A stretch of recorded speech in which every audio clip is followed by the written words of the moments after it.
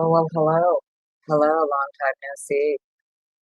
Give it a few minutes, let some notifications click in.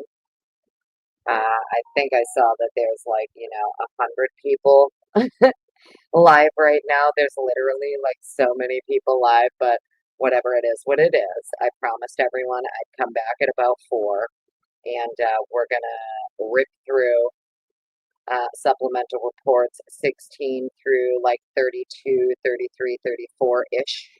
Um, I did earlier a live where we already went through supplemental reports 1 through 15. So if you missed that, you'll have to go catch it on the replay, put it out like 2 speed while you cook dinner or clean your house or something, or maybe you've already heard 100 other people read it already. Either way, if you missed the first live, we covered the reports 1 through 15. So this live, we're going to start with number 16 and try to get to, I have up to 32 open.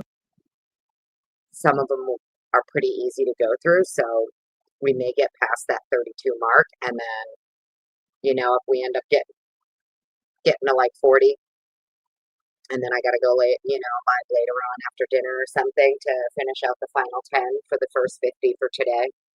So I'm trying to just go through at least 50 of them each day. I know there's a lot of other people that are probably already at like 150, 200. I'm not there yet. So, welcome on in, everybody. Good to see you. Give me a thumbs up if my audio is holding up okay. I think I got my mic fully charged. All should be well. I don't have my volume at full blast. So I hope audio is good. Gracefully Salty. Hello. How are you, Gina, darling? Cheers. Welcome on in. Good to see you. Donna, always good to see you. Hello. How are you? Well, I appreciate you hanging out. Oh, shit, Batchy. Hello. How are you? Welcome on in. So, yeah, we're gonna just crack on. It's been a couple minutes. I figure I'll let some notifications click in, but I think before I came live, I did see that. I think like, some of the big law tubers and people like that, they're all live covering the docs too. So, um, either way, thanks to all of you hanging out here with me. Much appreciated. Angel Tiger X, hello. Welcome on in. Good to see you. Were you here earlier for the first live? I can't even believe some of what I'm reading. Like, just wait. Just wait till we get more and more into it. It's like insane. The further along it gets, it's insane. Oh, you weren't here, darling? Well, if you missed the first live, you'll have to go back and catch it. P. Fox, you're here. Hello, darling. Why are you gray in this chat?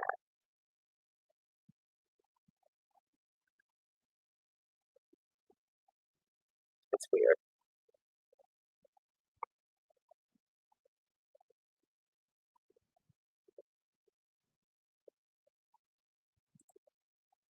Gina P., you're going to have to catch this one in the replay, but one question. Didn't Jack D's aunt do a GoFundMe for the Jeep? Yeah, I thought they did. You mean the Rover, right? I feel like at some point they were trying to raise money to pay off her Rover, which is interesting. No, I didn't. No, you weren't one of the people I unmodded. At least I didn't think I did. I didn't mean to. I saw that like I only unmodded like 2 or 3 people, and I'm almost positive you weren't one of them. You didn't do anything wrong.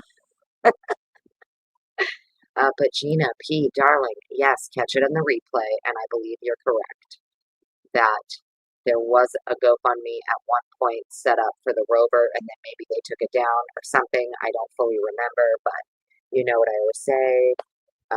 I don't know shit, darling. I don't know shit.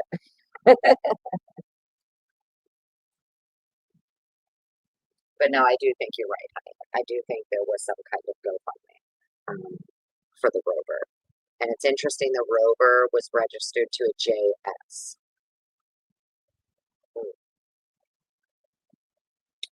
Um,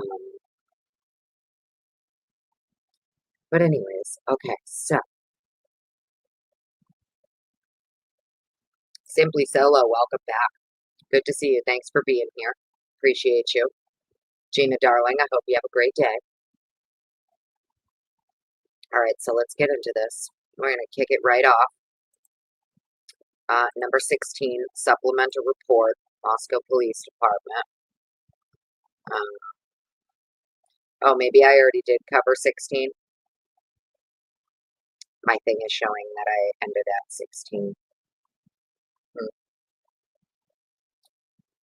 Just in case, hang on one second, friends. Let me go take a little peeky poo at what number 16 was. Here it is. Yeah, we definitely want this one. All right. Let's do this.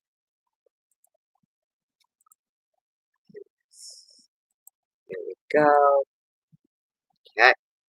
Supplemental report, number 16. Hopefully everybody can see this okay. Let me just double check and make sure.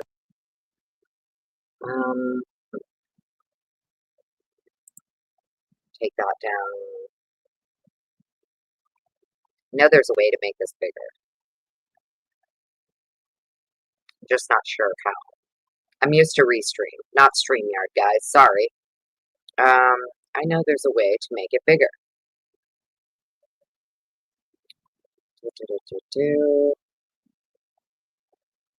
Dana, hello. Oh no.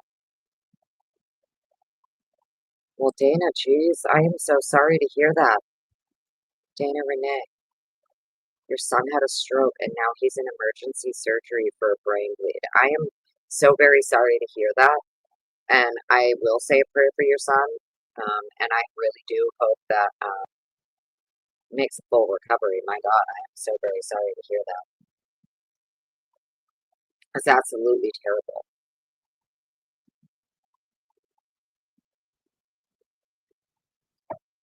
Sorry to hear that, Dana. That's awful. Yes, sending all your prayers and love, Dana. Dagburn, hello. So good to see you. Welcome on in.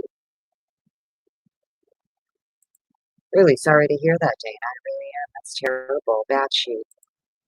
Hope you can make it through, but you're babysitting a 2.5-year-old great granddaughter. Oh, well, listen, the grandbabies come first. You go ahead and do what you gotta do. There's always replay crew, 2-speed. It's no biggie. All right. Well, for some reason, I don't know. I'm afraid that if I try to make it bigger, I'm going to do something wrong and boot myself like I did in my first live twice. So, I mean, here's what we can do maybe, though. Let me give you the link. So at the very least, you guys can follow along. Oh, no, wait, because that's right. It's coming from my hard drive. I have it all saved on like an external hard drive. So, and that's what I'm working off of. Okay, so what I will do at the end of this live, I will go link the docs for anybody who needs to follow along. If you have a printer, print all of these off, right? If you prefer not to read it on a TV screen and you want to print them off, go for it. Read them at your leisure, It's good.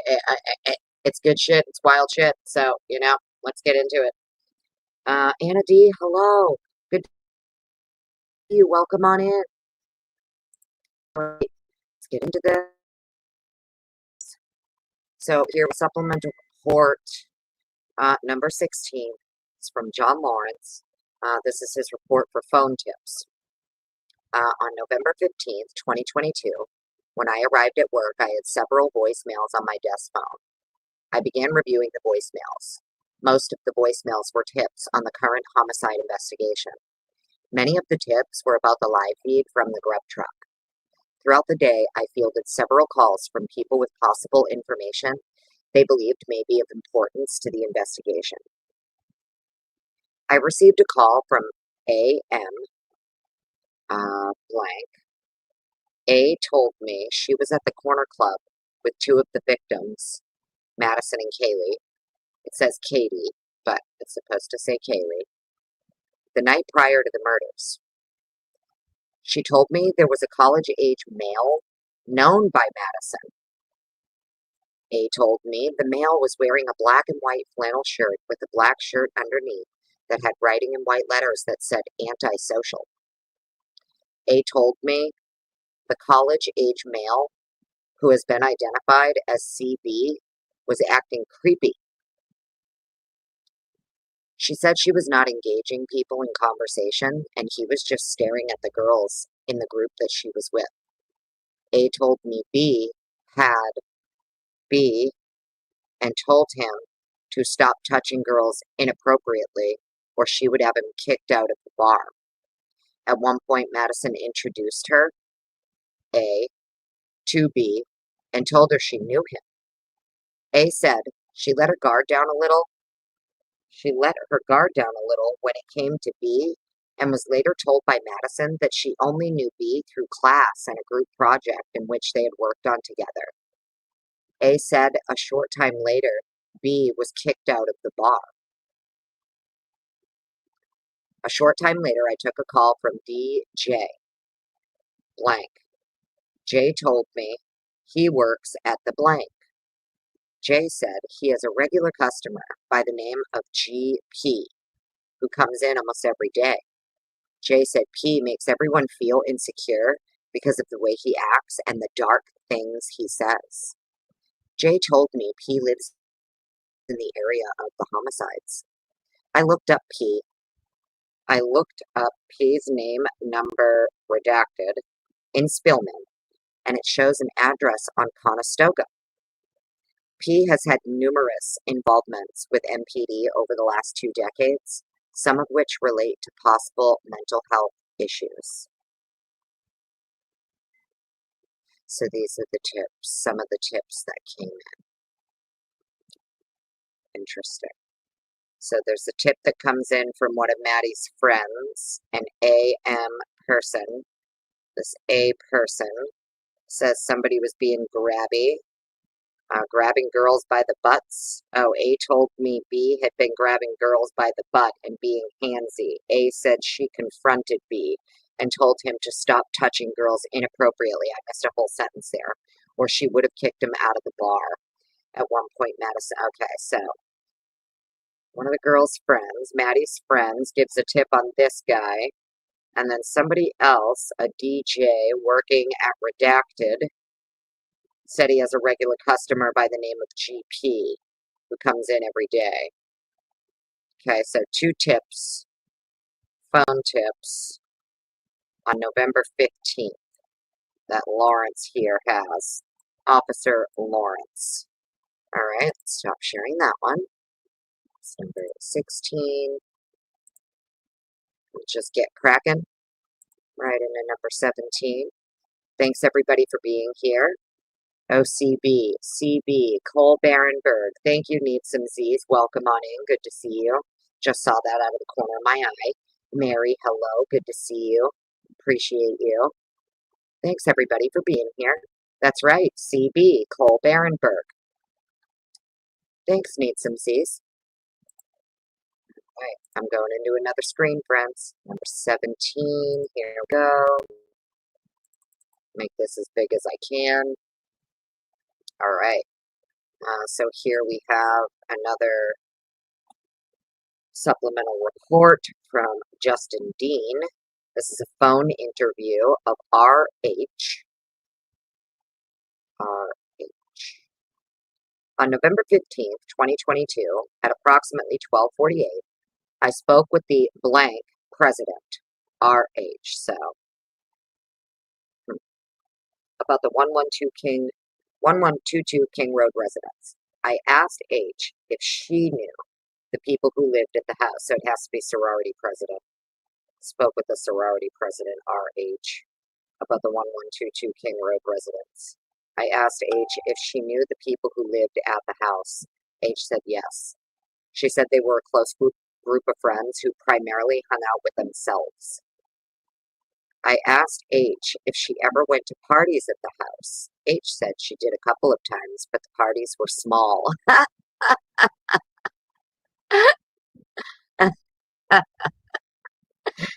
That's funny. Parties are small. Bless your heart, RH. I asked if she knew about any drug use or sells from the house.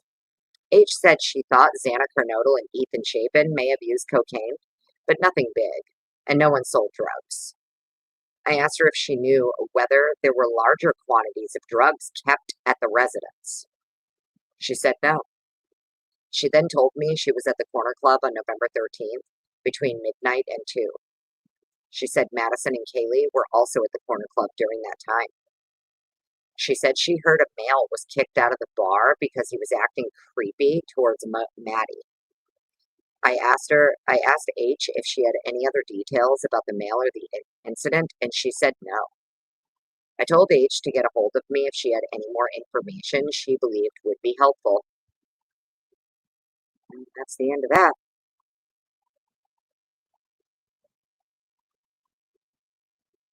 Interesting. I asked if she knew about any drug use or sales from the house. She said she thought Xana and Ethan may have used cocaine, but nothing big and no one sold drugs. And we already read through one of these reports where they found blue powder, presumably drugs, I think is what the document actually said, assumed drugs or something like that. I'm sure they tested it. It's probably why they brought, I'm guessing they had a drug dog there. Is that why they brought in Snyder, maybe? I don't know. But I do remember in one of the supplementals we read in the earlier live, there was a rolled up $2 bill as well as some crushed up blue powder on the desk in Ethan and Xana's room. Okay. That was number 17. Close that out. Let's get to number 18.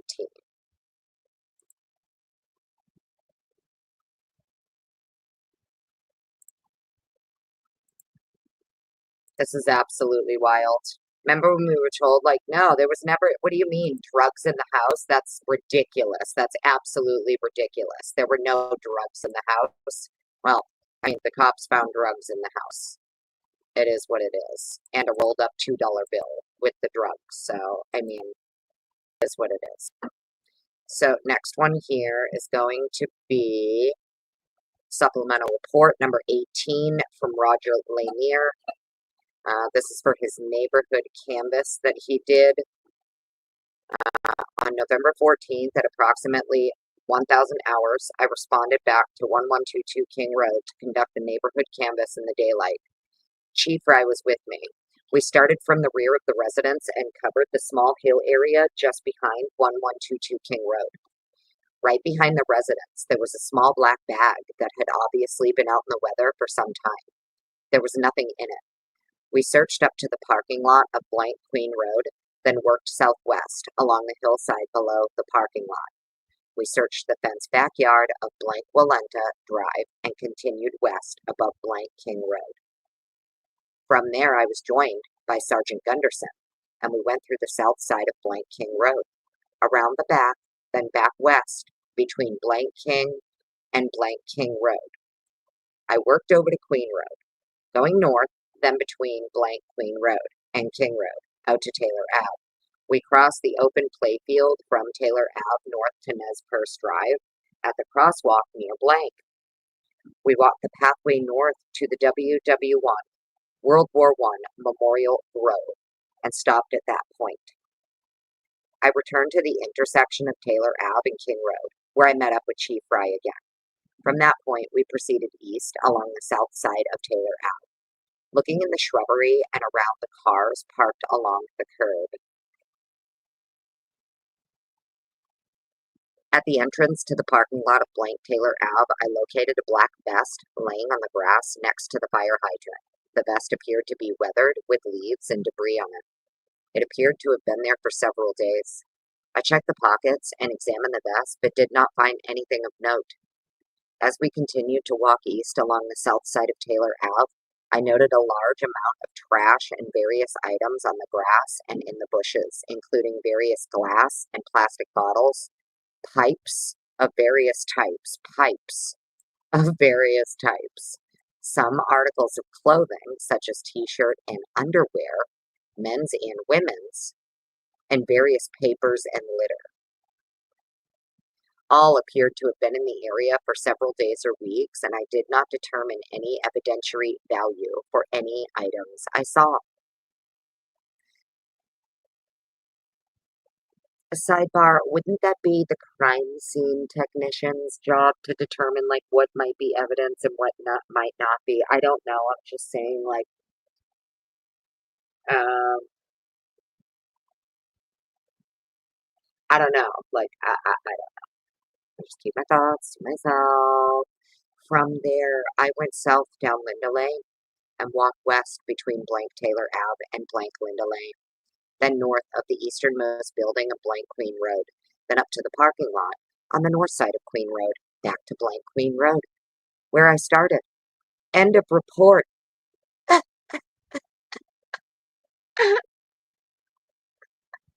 Captain Roger Lanier. Sir, this is your supplemental report for your canvassing, huh? Your neighborhood canvas. So, you know, you didn't talk to anyone while you were out there walking around. You didn't knock on some doors. You didn't ask questions.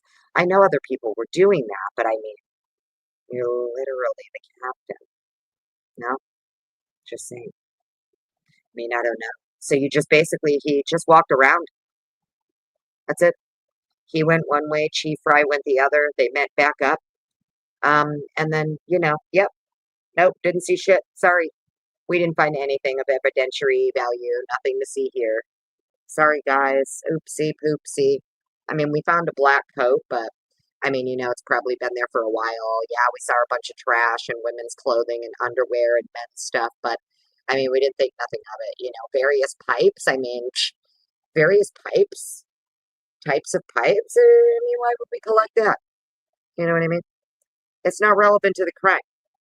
Why would we collect any of that? It's not relevant to the crime. It's out on Taylor Ave. It's irrelevant. It's interesting because as we get further down here, when we get to number 32, you're going to see why, I think. Maybe, just maybe you should have went back. Maybe, just maybe you should have collected the men's and women's clothes and the various pipes that were left in the bushes, in the shrubs, right? Is that what that says? In the bushes. Various items on the grass and in the bushes, including various glass and plastic bottles, pipes of various types, some articles of clothing such as t-shirt and underwear, men's and women's, various papers and litter. The reason I say this about the t-shirt and underwear, both men's and women's, is because as we read supplemental report number 32 for the autopsies, it would appear the only thing Ethan had on was socks. Because everybody else's clothes that were collected by the crime scene investigators and by forensics are detailed. Maddie's pajamas, Kaylee's, what she was wearing, what Xana was wearing. Ethan had no clothes collected off of his body. Just socks. So, yeah, P. Fox, right? What kind of pipes? I don't know, honey. Trying to see my chat out of the corner of my eye. Welcome in, everybody. I'm sorry if I'm missing you. It's because I'm in another window reading. Thank you, mods, for being here. I appreciate you. So, yeah, I mean, you'll see as we get there, once we get there. It's just interesting to me. So, pipes of various types. We have people who appear to be disfigured. They have been attacked so brutally that they're unrecognizable. Two of them are. At minimum, two of them are unrecognizable for these officers. They can't even discern what they're looking at when they come upon the bodies. So, pipes, clothing, and one of your victims is found what appears to be only in a pair of socks because there were no clothes collected from him. So that's interesting. But that was Lanier's supplemental for his neighborhood canvas. Thanks, Lanier. Excellent work, sir. Excellent detective work. Excellent investigative work, sir. Appreciate that. All right, let's go to number 19. Oh, well, Joanne, afternoon to you. How are you? Yeah, we don't know what kind of pipes. It just says pipes of various types. I don't know. Crack pipes, metal pipes, PVC pipes, pipes. I'm not sure. Sherlock Holmes type pipes. I'm not sure. Couldn't tell you.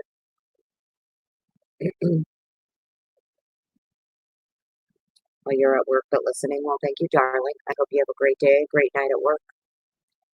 All right, which one was that again? Well, it doesn't matter. I closed it out. Da, da, da, da. Let's get into 19. That's bigger. That's a little too big. There we go. All right, so this is from Officer Rosinski. This is Rosinski's interview with KN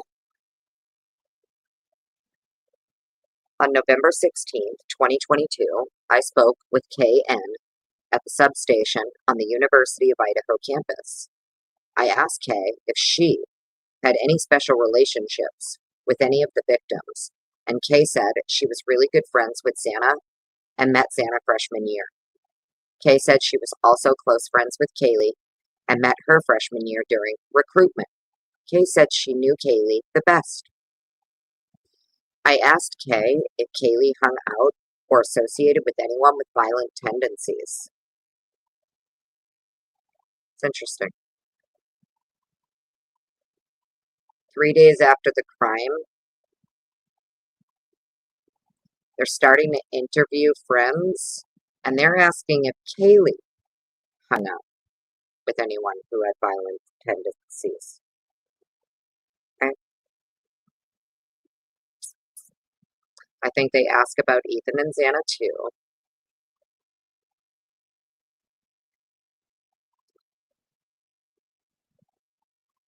I asked Kay if Kaylee hung out or associated with anyone with violent tendencies. Kay said no, and expressed she was confused about the incident because what she saw in the news. Kay said Kaylee mainly stuck together with her roommates Xana, Bethany Funk, Madison Mogan, and Dylan Mortensen. Kay said that Kaylee also hung out with the, quote, King Girls, end quote, which were JT, NF, BD, and AV. Kaylee also hung out with the King Girls. JT,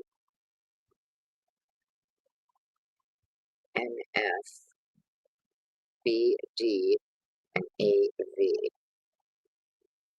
I asked Kay if Kaylee was involved in using illegal substances, and Kay said, quote, just coke, probably, end quote. I asked Kay if she saw Kaylee doing cocaine, and Kay said no, but she knew Xana was pretty into it. Detective Dean asked if Ethan Chapin, Xana's boyfriend, was into cocaine, and Kay said she did not know. Kay said she didn't know Ethan that well. Detective Dean asked if drugs were being sold from the house or if the drugs were more used for parties. Kay said they were used but not sold. Detective Dean asked if there were large quantities of drugs at the house or if the house was known as a drug house, and Kay said no. I asked Kay if Kaylee ever mentioned about having a stalker or having concerns about anyone, and Kay said no. Kay also said Kaylee never mentioned anything to the girls. Kay asked if we saw the Twitch stream. I asked Kay what she saw in the stream, and she mentioned there were two guys. I asked Kay if she recognized the two guys, and Kay said she did not. Kay said her friend, PC, my guess is that's Peyton Campbell, and G were at the Grub Truck and saw Kaylee and Madison. Grace. Kay said her friend PC, it's got to be Peyton Campbell, and G were at the Grub Truck and saw Kaylee and Madison. Kay said Peyton mentioned that the two males were being weird. I asked Kay if she or anyone recognized if she or anyone recognized anyone from the Grub Truck stream, and Kay said no. I asked Kay if she was familiar with the fraternity members of blank, and she said yes. I asked Kay if there was anything mentioned why the males were labeled as weird. Kay said she thought one of the males nudged the other male, like, quote, "Oh, those are your girls, go and get them," end quote. Kay said that Peyton would be worth talking to because she was there during that time. I asked Kay if Peyton spoke with Kaylee, and Kay said she might have said hi but wasn't sure. Kay also mentioned that the ZM hung out with Kaylee and Madison all night at the corner club. I think that's that little Zoe girl, if I remember correctly.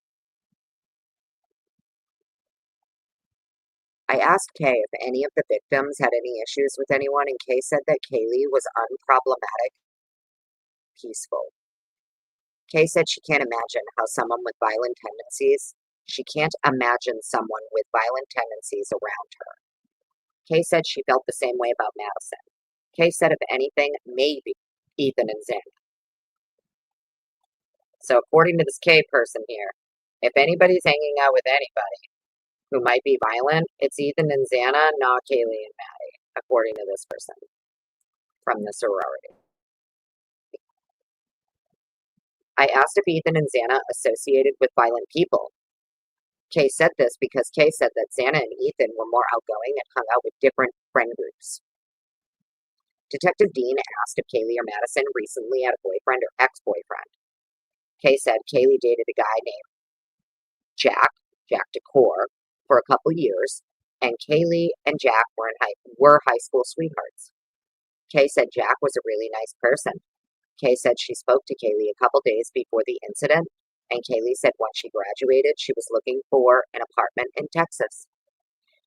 Kay said Kaylee met a guy from Texas that is already living in Texas, and they were going to be roommates. Kaylee met a guy from Texas that is already living in Texas, and they were going to be roommates. Well, it's funny, I thought she was moving in with a girl in Texas.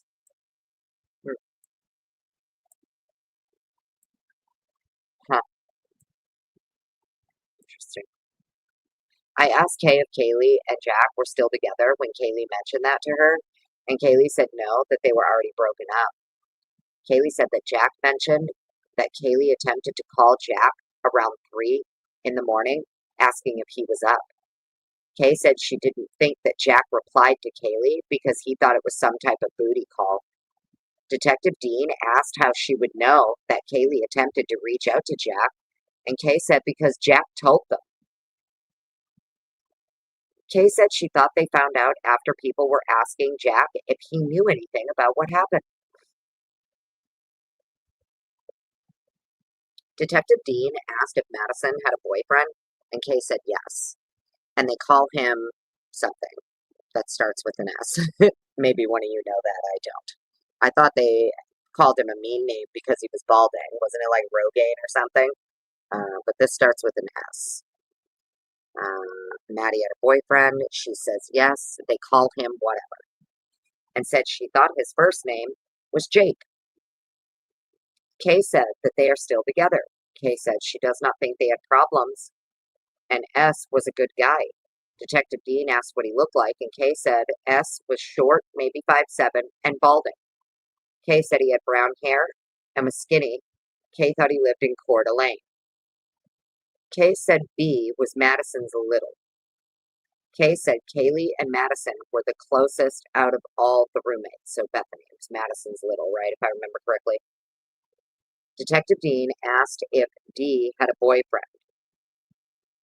I'm guessing that's Dylan. Kay said yes. Kay said his name is QK and lived in Boise, Quinn Kelly. Kay said that Quinn was nice and hardworking. Kay said Quinn had epilepsy and was not a violent person. Kay said she was not aware of any issues between the roommates. Not aware of any issues between the roommates. I asked if Kaylee hung out with any other males. Kay said Kaylee was talking to a guy named MB, who was a member of blank. Kay said they had a sexual relationship and would, quote, hook up here and there. Kay described M to be over 6 feet, brunette, medium build. Kay said he was serving as vice president to blank. MB. I don't know who that is. But apparently, maybe this is the guy that Steve and her family were saying he's the guy that called her the B word. He called her, bitch or something. Make me a sandwich or something, right? Wonder if this is the guy. Over 6 feet, huh? Medium build. That's interesting, considering the shoe prints they're finding outside, right? All these large shoe prints that the officer claims they spot in the snow out back. These large shoe prints that appear to be going away from and coming back to the slider. Large shoe prints. I mean, when you're over 6 feet tall, you probably have a pretty large shoe. Just saying. As most of Ethan, he's over 6 feet. I'm sure he had a big ass foot. Probably his footprints in the snow out there. You know what I mean? Makes perfect sense. All right. So she was dating, well, having a relationship and would hook up here and there with an MB who was a member of blank. He was also serving as vice president to blank. I asked Kay if there was anyone else Kaylee spent time with, and Kay said no, unless Kaylee met someone at the bar that night. Kay did not know if Kaylee met anyone in particular, but heard a male got kicked out for being creepy towards Maddie. Kay said J or Z could probably have more information because they were also at the bar. Kay said the last time she spoke to Kaylee was about 1,700 hours on November 13th. Kay said Kaylee showed up with all of Kaylee's roommates at her apartment, the Whites, sometime between 1430 and 1500 hours. Kay said they left sometime between 17 and 1800 hours. I told Kay I was aware of a social media post of all the roommates pictured together, and Kay said that that was her apartment. I asked Kay if she has been over to Kaylee's house before. I asked if people usually use the Wi-Fi, and Kay was unsure. Kay said they usually leave their doors unlocked and everyone knows it's a blank out of the house. Oh, it's a key. That's why they photographed the key on the ledge. Everyone knows it's a key. It's a blank out of the house. In one of these supplemental reports, they took a photo of just a key that sits up on the retainer wall.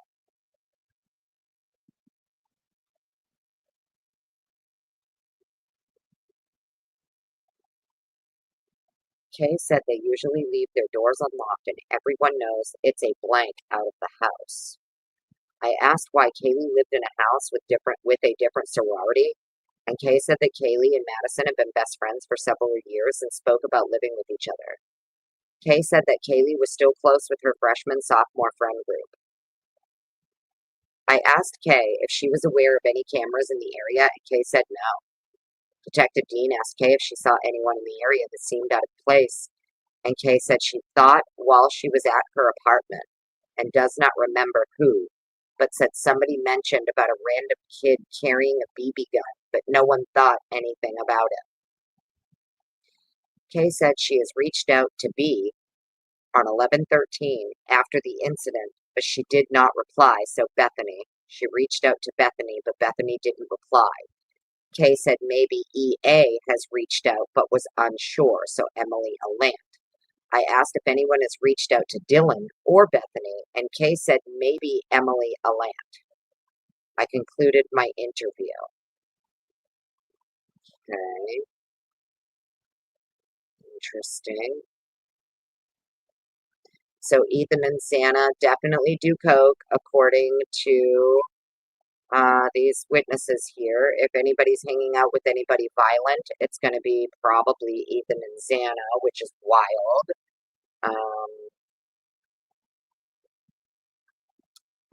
Okay. In case, having a hookup relationship with someone who's like over 6 feet tall and they're finding all these large ass footprints out in the back of the house. Okay, so that was supplemental report number 19. Let's get cracking. We're almost there. We're at 20. Welcome in, everybody. Welcome in. Thank you for being here. I'm so sorry. If you joined chat and you said hello, welcome in. I hope the mods welcomed you, Bree. Always good to see you, honey. Who else am I missing? Me, Mama, hello. Simply Solo, hello. Need some Z's, hello. Hello, Bree. Good to see you, honey. Yeah, the docs are nuts, right? Isn't this shit just absolutely wild? It's just wild. It really is. It's just insane. The whole thing is just wild. Jackie, hello. How are you? All right, so let's get over to number 20 and just get cracking on here. This nice and big. Here we go. Supplemental report from Aaron Morris.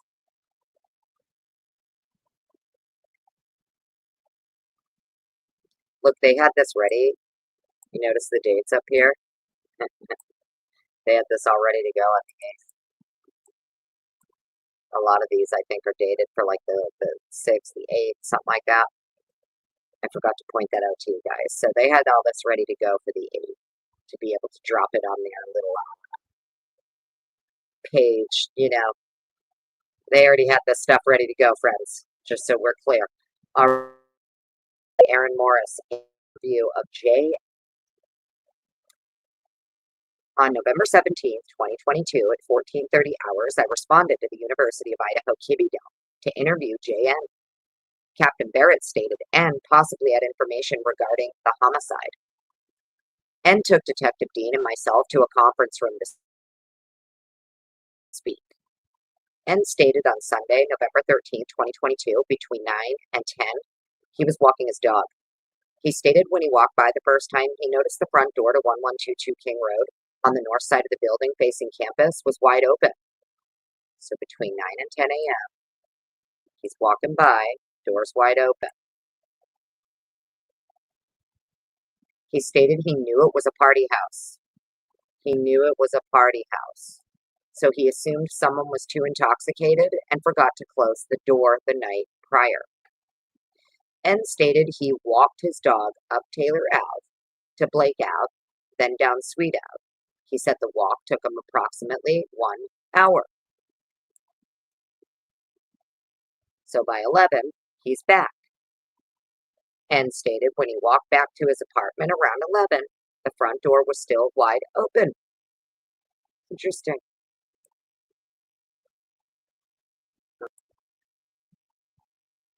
So Bethany and Dylan are downstairs together in Bethany's room, texting on their phones, editing photos, making phone calls.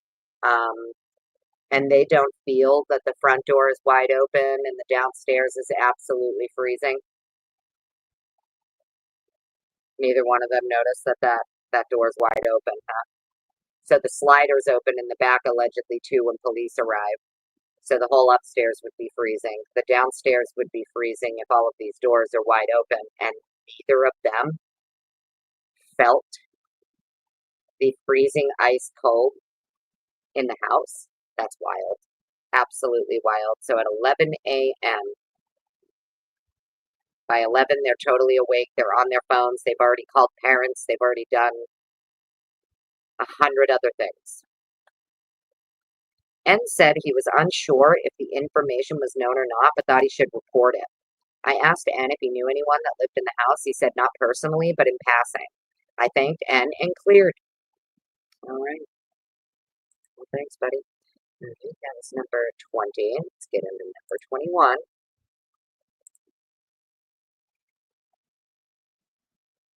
Shit's wild, man. Absolutely wild. Yeah, I know, right, Bree? Exactly, who put him back in the house. Now we know why Ann was asking. Because there were neighbors out there saying they could hear the dog barking till almost 5 in the morning, and then it sounded like someone came to bring him in. Interesting. Very, very interesting. 5 in the morning, bringing the dog. I have to go back and look at the activity.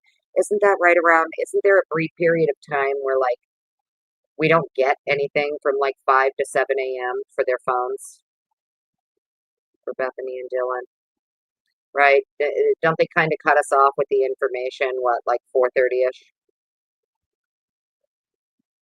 Maybe there is more than that, and I just don't remember it, you know? It is what it is.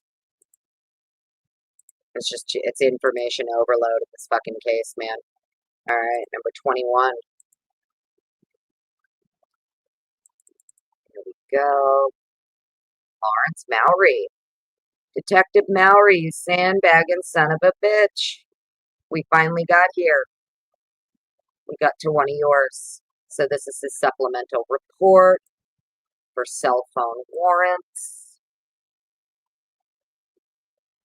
On November 16th, 2022, so 3 days after the crime, I applied for and was granted the following warrants for the cell phone providers serving the area of 1122 King Road, Moscow, Idaho. So we have AT&T tower dump of all records and unique device user identifiers pertaining to timing advance, real-time tool, location database, blah, locavore, there it is. Distance, so your GPS coordinates, 0.50 miles from the house, from the 3 a.m. to 5 a.m. time frame. Same for AT&T. Oh, sorry, this is still AT&T, and we have 3 wireless numbers. Now, I don't remember who all had the AT&T phones. I do remember Dylan and Kaylee are T-Mobile, but I'm not, wait, Dylan, Kaylee, T-Mobile, Ethan, Bethany, Xana, AT&T now. November 13th. So when did he put this in again? November 16th. Okay. So we have AT&T. We have Verizon Wireless for a tower dump. Same thing. Timing advance, locavore, all of that. Same geographical coordinates. 0.50 miles from, I'm guessing, the crime scene. I hope. November 13th, 3 a.m. to 5 a.m. Verizon call detail records for the following phone accounts.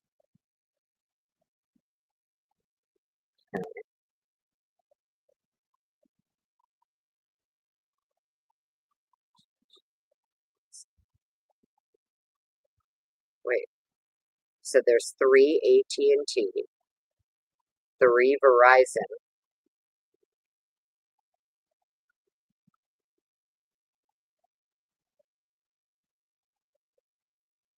and 2 T-Mobile. That's 8. Right? 8 people.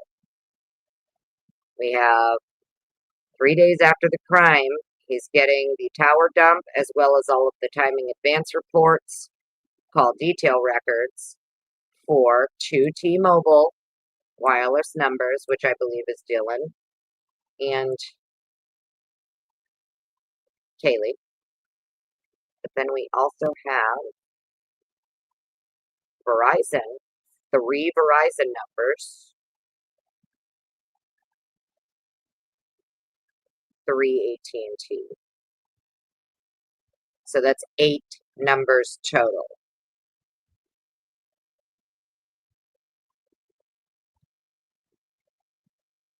All with the same thing here, 3 to 5 a.m., 0.50 miles. And then we have an inland cellular, same thing, tower dump.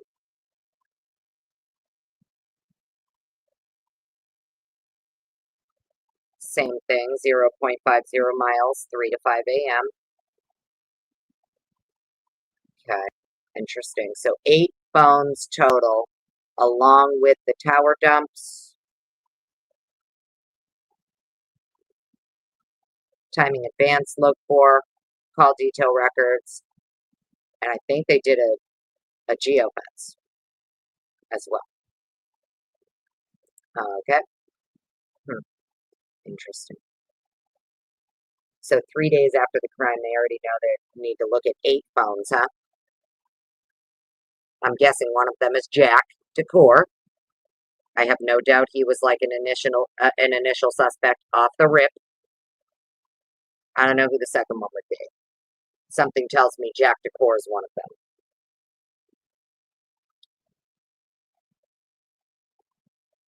That would be 2 extra phones, right?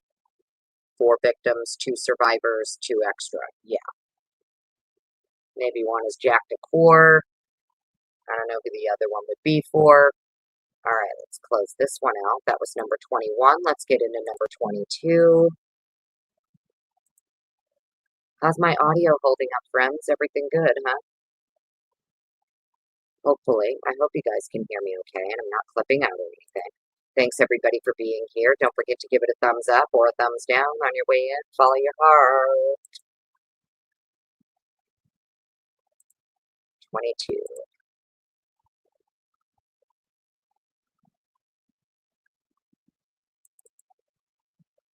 Another one from Lawrence Mowry.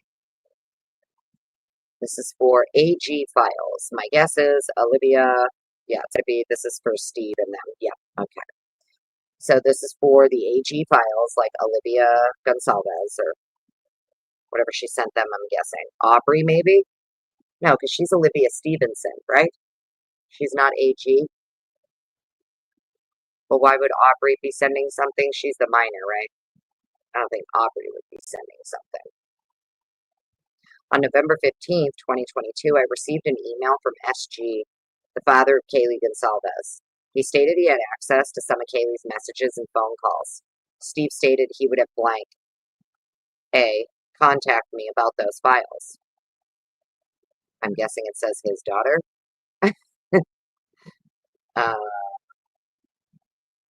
I was able to speak to A, and she sent me various files, including an image from the spokesman review showing a camera on a nearby residence, text messages between Kaylee and Jack Decor, text messages between Kaylee and her Uber driver, Eric. We know that, right? Eric Gower, however you say his name. A recent phone call list and video from the Grub Truck Twitch TV feed. A recent phone call list. Text messages. So I guess my question is, right, if you had access to her phone, you can access the text messages between Kaylee and Jack, and you can access text messages between Kaylee and her Uber driver, plus her recent phone call list. Well, how come you only wanted to give the police the text messages between her and Jack and her and the driver? Like, why wouldn't you just provide them all of it? Right? Just provide them all of her texts, all of whatever you have access to. No? Isn't it interesting that out of everything they could get out of her phone, they just selected these things? So you only need to look at these text messages and these text messages. And this phone call list, the recent one. What about the rest of it? What about all of it? I mean, whatever. They did a warrant shit for it anyway. I get that. But you get where I'm going, right? You're trying to get the police information and you know that you can get into her phone and access all of this shit. Why wouldn't you just give them all of it? I don't know. Just my question. Unless you don't trust them. Unless you don't trust them. But that's just my opinion and I don't know shit. I attached these files to the case file. The communication between Kaylee and Decor was located on Decor's phone examination and the Twitch feed was previously downloaded. In the image showing the camera, it was found that residence was blank King Road. The SD card from the camera was brought to the Moscow Police Department, but was the file system of the card was not recognized by any of the forensic computers. Really, Mallory?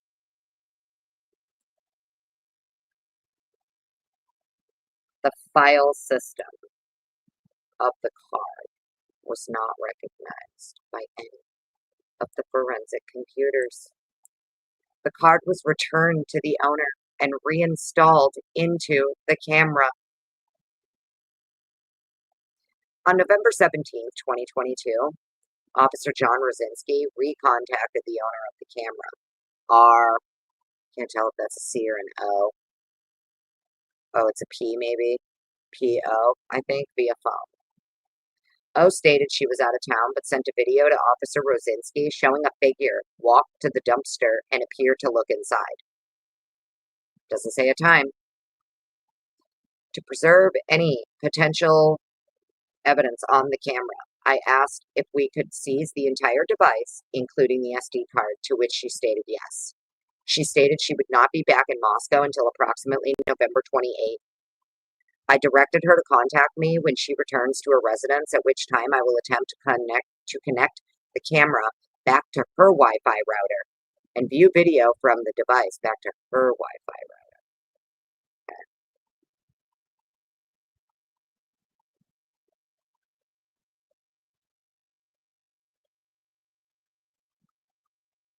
Contact me when you return, at which time I will attempt to connect the camera back to her Wi-Fi. Okay. The card was already returned to the owner and reinstalled into the camera. Why would they need you to come connect the camera back to her Wi-Fi? Was it not connected to her Wi-Fi in the first place? I don't understand what.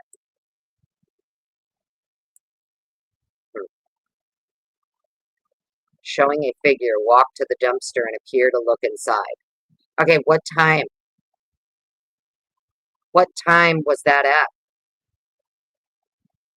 She sent a video to Officer Rosinski showing a figure walk to the dumpster and appear to look inside. Okay, well, what time was that at? 2 in the morning, 3 in the morning, 3:45, 4:07, 4:04. What time did this occur at? Detective Mowry, are you in my chat, you sandbagging son of a bitch? What time was the figure walking to the dumpster and appearing to look inside? What time was that at, sir? Okay, stop sharing that. That was number 22. Let's get into number 23.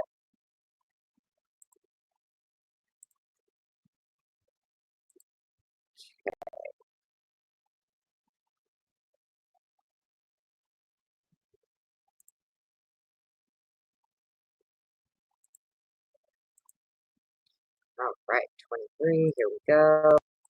Make it big. Hope you guys are having a great night. Happy Thursday. Thanks for hanging out with me. Appreciate it. I know there's probably 100 other people live. You could be anywhere else and you're chilling with me. So rock on with your bad selves. You know what I mean? Yeah, see another one right here, 7-8. So they had all of these documents, just so you guys are aware. July 8th, bro, is when most of these documents were ready. When did he accept the plea? What day did he accept the plea again? I don't remember. I remember what day the hearing was. I don't remember what day he accepted it, though. So that's interesting, huh? They had all this ready to go on the 8th. Wild. So this is another Lawrence Mowry, July 2nd. He accepted it on the 2nd, and by the 8th, they had this all ready to go. All right. Well then. So this is Mowry's preservation of Facebook, redacted. On November 18th, 2022, I received an email from AG showing a screenshot of a Facebook post from DM. In the post, the account, the username was blank. In the post, the account, the username was blank, reported details about the incident. I searched for this user and I found a user ID of redacted. This account had an avatar similar to the M avatar.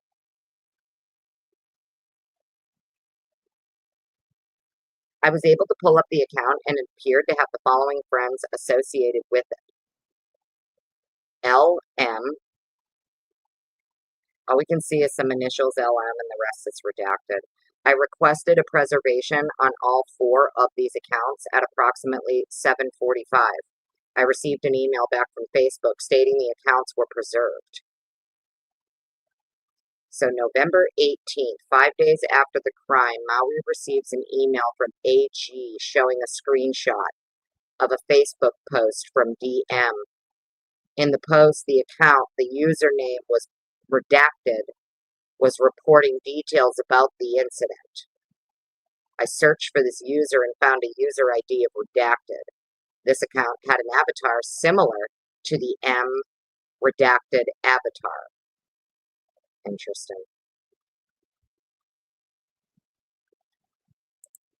Okay.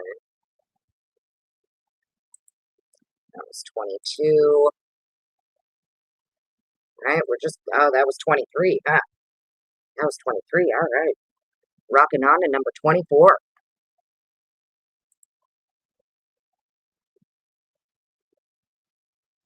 Was the initial L? Joey, I don't think the initial was L. I just closed out the doc. And it already left my brain, right?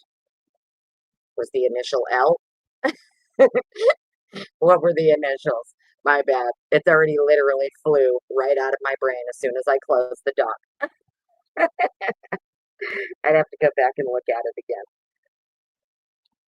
Who was watching Vampire Diaries with DM and Bethany initials L? I don't know, but it's a girl. I think it said another unidentified female or something like that. If I remember correctly, it was a girl. It wasn't a guy. I could be wrong, though. Don't quote me, I don't know shit. All right, number 24. Let's get into it.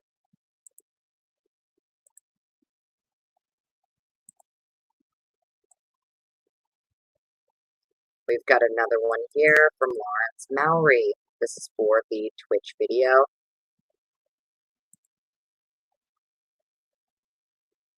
On November 13th, this is another one that says the 8th. Yeah, so I think you'll see on all of these, everything was kind of prepped and ready by the 8th. On November 13th, 2022, I was informed 2 of the victims had been patrons at the Grub Truck, located on Main Street in Moscow. I was also informed Grub Truck streams live feeds of their customers and sales via Twitch, which I still think is super weird, but whatever. I was able to locate the Twitch account, Grub Truckers, and locate the stream from the November 12th to 13th, 2022. This stream was labeled, quote, "The carbonara effect will never reveal our secret ingredient," end quote, and located at this link. The carbonara effect, we will never reveal our secret ingredient. Okay, well, that's interesting. Alrighty then. The carbonara effect, we will never reveal our secret ingredient. Okay. In the video, Kaylee Gonsalves and Maddie Mogan are seen walking into camera view on the video at 3:43:01 timestamp. 3:43. What?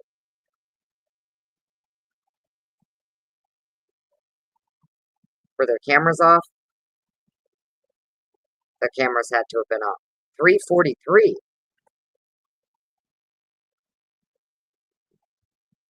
In the video, Kaylee and Maddie are seen walking into camera view on the video at 3:43 timestamp. They are accompanied by a male later identified as John Jack Showalter. Gonsalves orders and receives food at the 3:53 timestamp. 3:53.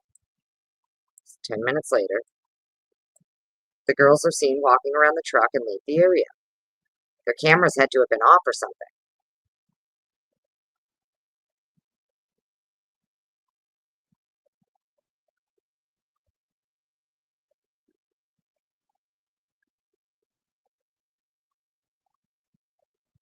Right?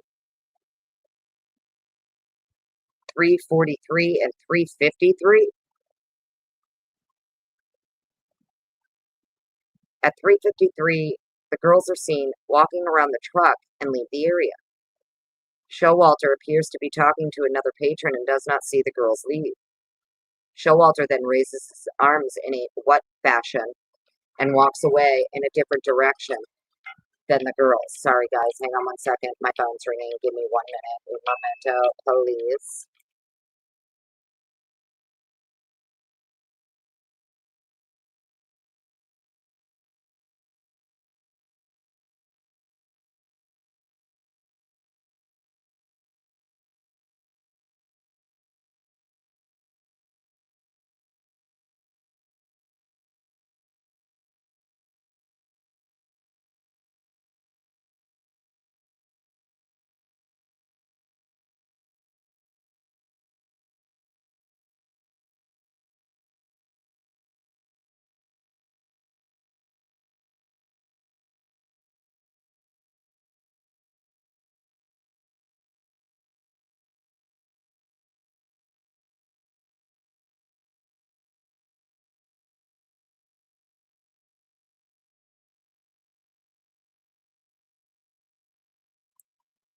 All right. Sorry. So sorry, friends.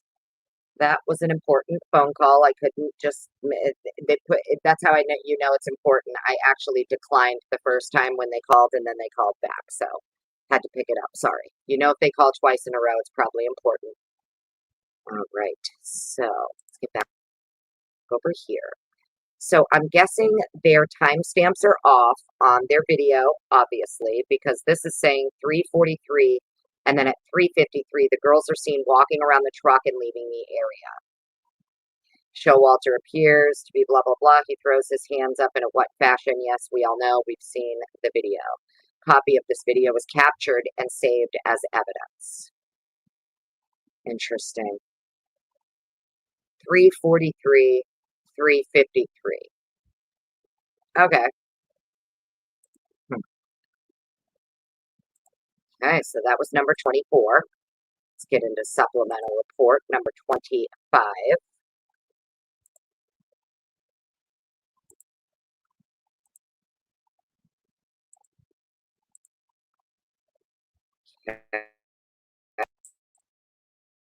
This is supplemental report 25 from Aaron Morris. This is for SB follow-up. On November 18th, I was asked to conduct follow-up on SB. I was told B was contacted on November 17th by MPD and ISP officers. I was asked to watch video from midnight on November 12th to 1200 hours on November 12th to 1300 hours on November 13th to see B's movements during the homicide. So this is a person of interest, SB. SB.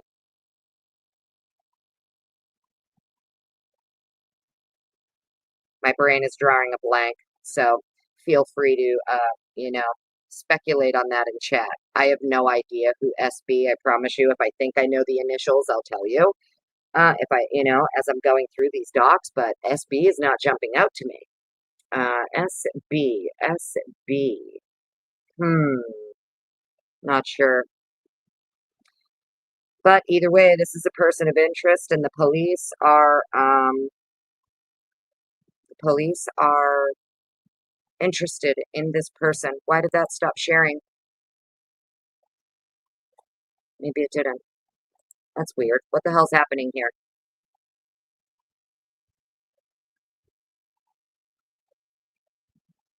So, SB is a person of interest that this officer here is being asked to watch and go through video. So go through all this video, Aaron Morris.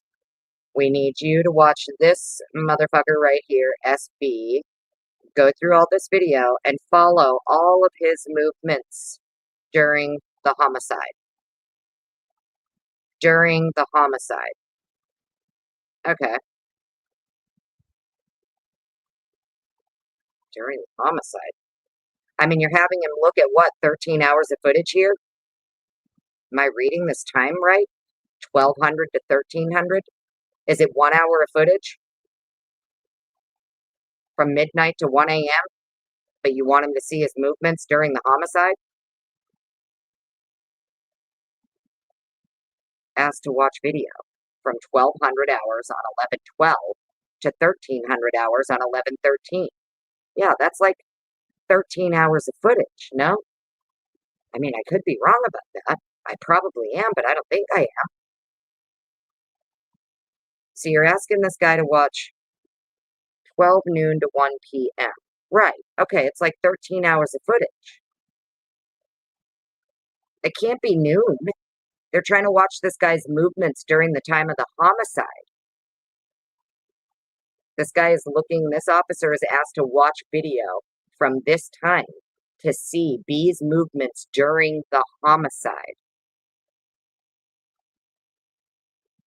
And it looks like 1,200 hours on November 12th, that would be midnight, November 12th, to 1,300 hours, November 13th, which would be like 1 in the afternoon, right? I mean, I don't know. I'm no fucking expert here. But how's he supposed to know movements during the homicide? You're not giving him a time frame to look at. You're just dumping a bunch of video, no? So this is a person of interest, huh? They want to see his movements during the homicide. On November 12th, 2022, B left his dorm at 12:05. He was wearing a black long-sleeve shirt and black sweats. At 12:53 hours, B returned. At 15:03, B left again wearing a black beanie, black gloves, and a white jacket. At 19:48, so 6:48, he returned to the dorm without the beanie, gloves, and jacket, but then left again at 19:52 hours with a backpack. B was gone until 11/13/2022 at 12:25 hours when he returned to the dorm. I reported the information to ISP.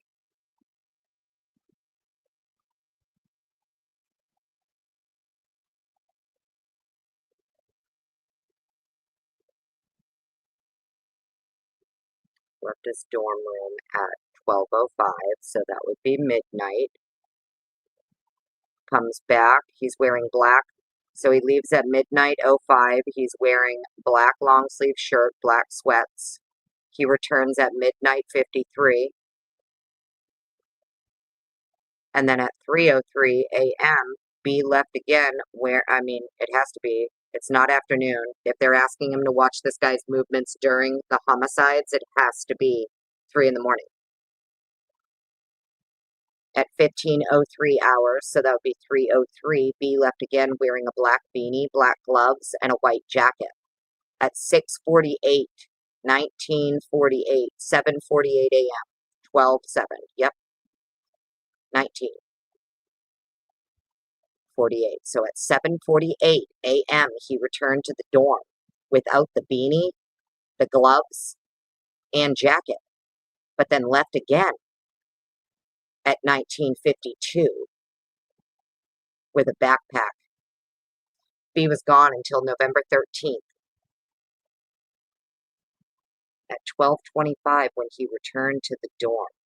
So he got back at noon 30 on the 13th. Interesting.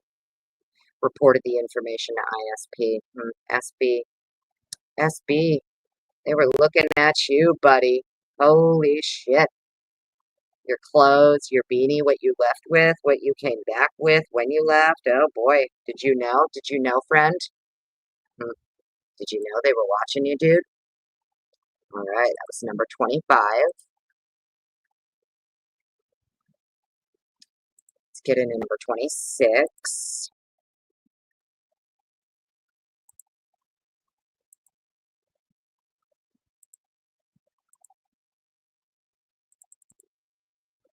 All right, here we go. Another one from Lawrence Mowry. This is for his Uber location request. On November 18th, 2022, I logged into the Uber law enforcement portal and submitted an exigent preservation request for any location data associated with the Uber driver named Eric Gower with the phone number of blank. Due to the nature of the investigation, Uber recommended an exigency request for the preservation. In a screenshot received from AG, it showed messages which appear to be from Grower's phone, between Kaylee and himself. The name of the recipient is Kaylee Uber. It is unknown if Grower was, quote, on duty with Uber at the time of him picking up Gonsalves and Mogan. Uber stated if the driver was, quote, on duty, it would show the location of the vehicle. If the driver was not, quote, on duty, Uber would not have the data. I was informed by Uber customer service this is common if the driver provides personal transportation services. At 14:34, I received an email from Uber stating they received my request. I received an email at approximately 16:17 from Uber, which contained files regarding the Uber logs of Eric Gower. The record showed his location up until approximately 1:15, where it appears no other information is found, and Gower goes, quote, off duty. So at 1:15 a.m., Gower is officially done Ubering. He is not Ubering Kaylee. Not through Uber anyway.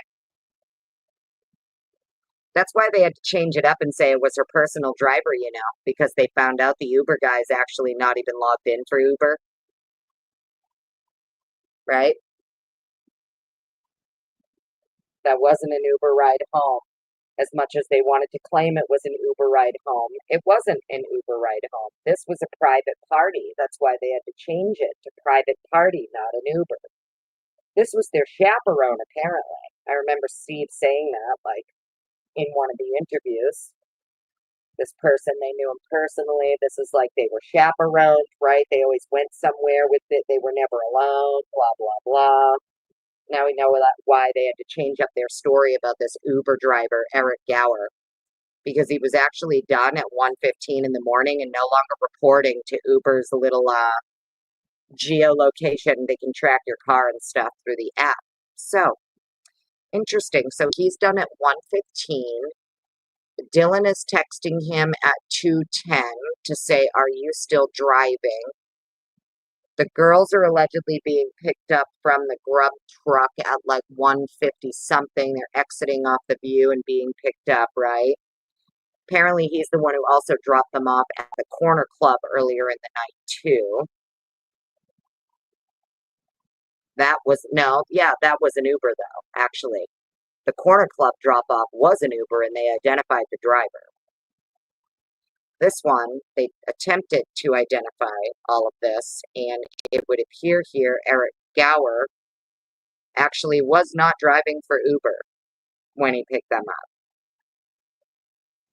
So yet again, I will say it because it's just my opinion, and I don't care what anybody says, but if you're not driving people paid, okay, if you're not making money, because now you've turned your Uber off, how are you getting paid for the rides that you're giving them, number one?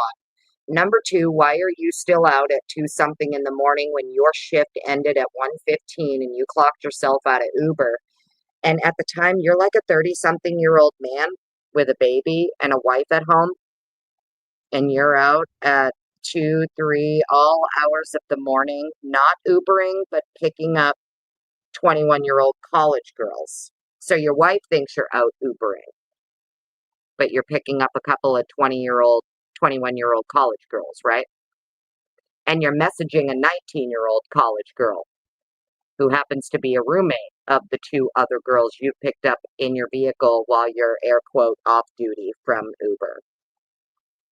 So I'm super interested in knowing why Eric Gower would still be driving around at 2 in the morning with these 2 21-year-olds while a 19-year-old is messaging him whether or not he's still out driving, and he's not working for Uber. So who is he working for? Who is he working for?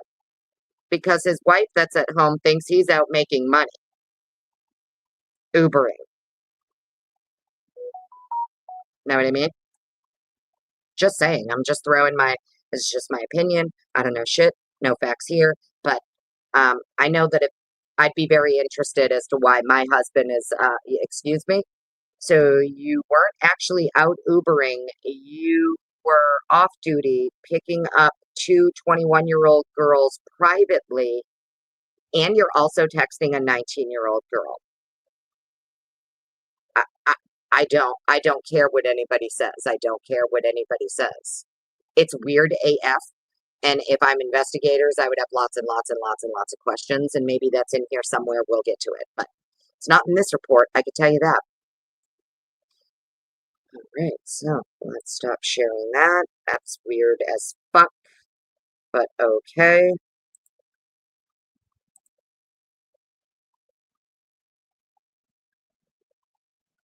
Oh my God. I don't know. That just gave me like the grossest vibes. It really fucking grosses me out. Let's get into number 27.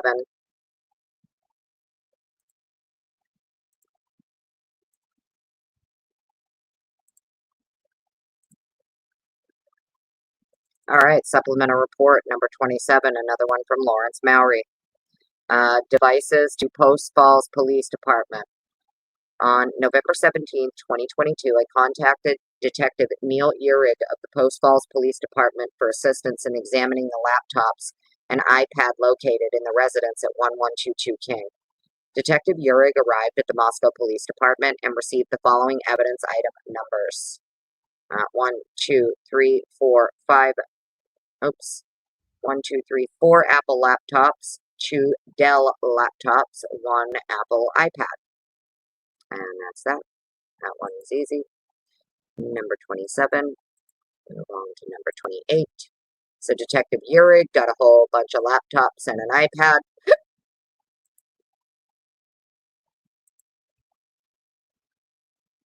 Yes, Sarah, correct. You are correct, darling. I'm going to grab this doc and I saw your comment. Yes. He either she had just had the baby, or maybe was still pregnant, or the baby was kind of brand new. I don't remember which, but yes, you are correct. Wife and baby at home while he's supposed to be out Ubering, and in actuality, he logged off of Uber at 1:15. I'd be interested to know what time he actually got home that morning. Huh? What time his phone actually shows him arriving home. Maybe that's in here somewhere in these, hundreds of pages, but we haven't gotten to it yet. But it's weird as fuck and I don't like it, okay? It's just my personal opinion as a parent, as someone who has a fucking 22-year-old kid, okay? I don't like it. And I know there would be nothing I could do about it because my kid is an adult, and if she wants to hang out with creepy fucking older men who are married and should be at home with their wives at 2 o'clock in the morning, I mean, that's just, but at first I was trying to give the guy the benefit of the doubt that he's working, but now we find out he's actually not working. He is logged off of Uber and he's not making money. Unless he is being paid in some other way, is all I'm saying. Or by someone else to privately drive people around. You know what I mean? All right, number 28. Another one from Detective Mallory. This is for Blank King Video. On November 13th, 2022, I was informed of a possible surveillance camera located at Blank King Road. Corporal Ryan Snyder had spoken with one of the residents at this location, PC, who had a camera using the Home iPro app on the porch of their dwelling. PC. It's got to be Peyton. She had an apartment over there, huh? I could be wrong. I'm just throwing out guesses. PC, Peyton Campbell. Corporal Snyder provided me with the username and password for the Home iPro account associated with C. I asked Corporal Snyder if this video was stored on a cloud-based system for me to view, or if C could download a copy of the video. I was provided a 32 gigabyte SD card from the camera, but the file format was not recognized by any of my forensic computers and prompted me to format the disk. Well, son of a bitch, That's 2 for 2. It's 2 for 2 SD cards out of some cameras brought to Maui, and well, fucking fuck me. Oopsie poopsie. None. Absolutely zero of my forensic computers recognize. Oopsie. So sorry. These videos, I mean the SD cards, well, all of my forensic stuff. Sorry guys, that's 2 for 2. 2 for 2. Corporal Snyder informed me C could screen capture the video from her phone, and the card was returned to C to enable her to assist in the acquisition of the data. On November 17th, 2022, I requested the assistance of Officer John Rosinski to recontact C and see if she could provide the video from the camera. Officer Rosinski contacted C, who stated she was in Boise until November 28th. Officer Rosinski sent him a video of a male subject walking by the camera at approximately 3:20 towards the dumpster. Officer Rosinski contacted me, and I spoke to C and requested permission to remove the camera from the residence, and she consented. Based on my training and experience, I know many of the different video surveillance cameras use a first-in, first-out storage retention system. This means the newer data overwrites the older data. I was concerned data may be lost the longer the camera continued to record footage.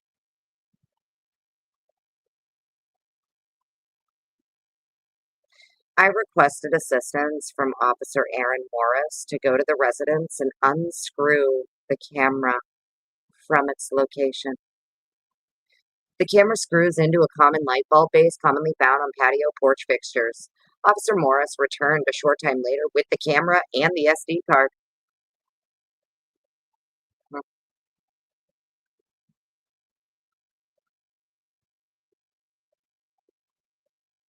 On November 18th, 2022, I again attempted to view the contents of the SD card. I plugged the card into a write blocker, and it still was not recognized by the computer. I used FTK Imager version 4.7.1.2 to make an image of the SD card. Now that the data was on a drive recognized by the operating system, I then used Axiom Magnet version number 6.5.0.32778 to parse data from the card. In reviewing the data, I found over 13,000 individual images from the card. They appear to be individual video frames from the camera. While attempting to view the data on the card, I received a forwarded email from CN, whose sister, MK, resides at the residence. The email stated that he was viewing the video remotely when Officer Morris removed the camera. Okay, so Maori receives a forwarded email from this CN, whose sister MK resides at this residence. And in the email, this CN person is saying, hey, I was viewing the video remotely when your officer removed the camera. He stated that he saw a suspicious vehicle in the area and was concerned with the video footage stored on the device being overwritten. I was then put in touch with TL, another resident at Blank King Road. L stated she would be back in Moscow at approximately 20 hours. 8 a.m., yeah, I'm guessing. I met with L at her residence and asked again if she would be willing to assist in recording screen captures on her phone from the device. I explained to L I would replace the camera, gather the information, and then take the camera as evidence. I also explained to L I needed to take the wireless router, since the camera was already linked to the Wi-Fi network. L stated she would consent and allow both items to be seized. I reinstalled the camera in the light socket and powered it on. I was able to watch as L accessed the footage on the camera. During this time, the camera showed a vehicle entering the area at approximately 3:56 and leaving at a high rate of speed at approximately 4:20. 3:56, huh?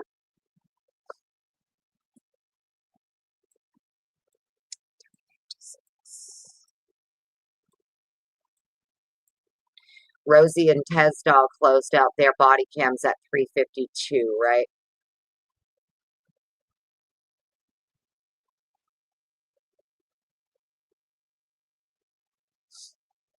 They were also in a light-colored four-door sedan. We already have the report that it's them circling, entering into the King Road neighborhood and circling all around till approximately 3:52, right? Camera showed a vehicle entering the area at approximately 3:56 and leaving at a high rate of speed at 4:20. Elle provided the videos to me. I uninstalled the camera and seized the wireless router. Both items were then taken back to the Moscow Police Department as evidence. On November 19th, 2022, while reviewing the videos located at 3:56 and 4:20, it appeared the vehicle left the area and may have traveled on Walenta. However, the video stopped. In an attempt to see further and gain perhaps a better resolution, I reconstructed the wireless network the camera operated on by powering on the wireless router. I downloaded the Home iPro app on my work phone. I was able to use the app and download the video clips. These clips included audio, which were not a part of the screenshots completed and were able to capture a longer duration. In the clips, the vehicle's exhaust and acceleration can be heard. Okay, well, what about yelling, screaming, anything like that?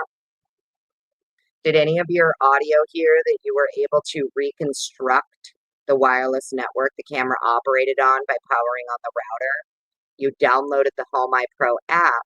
You were able to use the app and download the video clips, and these clips included audio. So did you go back and bother to look at any of the audio from before 3:56? Did you go back and listen to any of the audio from prior to 3:56 before the car rolls in? Mallory.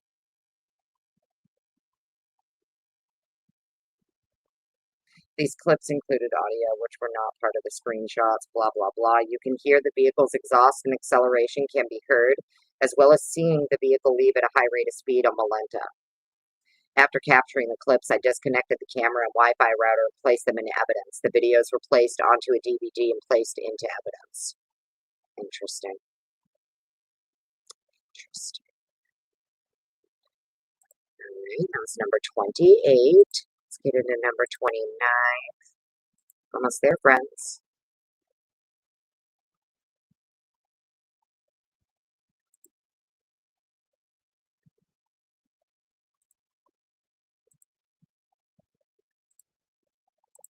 Okay, number 29 is from Anthony Dollinger.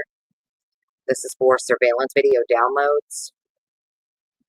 On November 19th, 2022, at approximately 1200 hours, I met with Detective Mowry, who tasked me with downloading surveillance video footage from several USB memory drives. Detective Mowry gave me multiple small manila envelopes which contained USB memory drives collected from multiple different investigators. Detective Mowry asked me to download the videos from all the drives and to place them on an external hard drive, which he provided to me. Once that task was complete, Detective Mowry asked me to copy all of the videos from the portable hard drive to the M drive on our City of Moscow network, where he created a folder where working copies of the videos could be stored. After downloading the videos from the individual USB memory drives, I placed them back into the manila envelopes they came from and sealed them with evidence tape.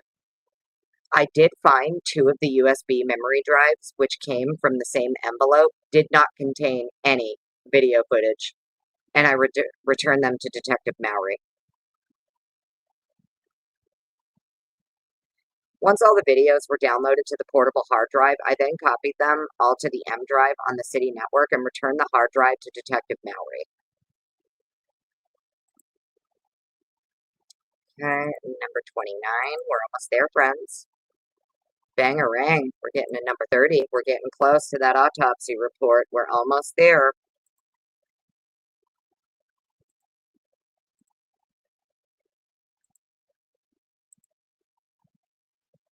Oh, well, hello, Michelle. How are you? Welcome in, everybody. Dory, hello. Sorry, guys. If you don't know, when I'm reading docs, I'm in another window. I can't see chat. I'm just peeking at my phone, and I can see that there's a few people here. So, hello, welcome. Thank you for being here. Appreciate every single one of you. You're awesome. So, this is from, let's see, Supplemental Report number 30, John Rosinski. This is Rosinski's phone interview with PC. I believe this is Peyton Campbell. Just my guess. I don't know shit. No facts here, but I think this is Peyton Campbell. Again. Yeah, she said she was good friends with Kaylee. Yeah, okay. Think this is Peyton.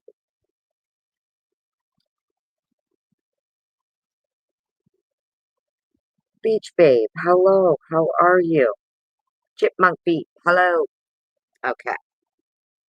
So, this is, who did I say this is again? John Rosinski.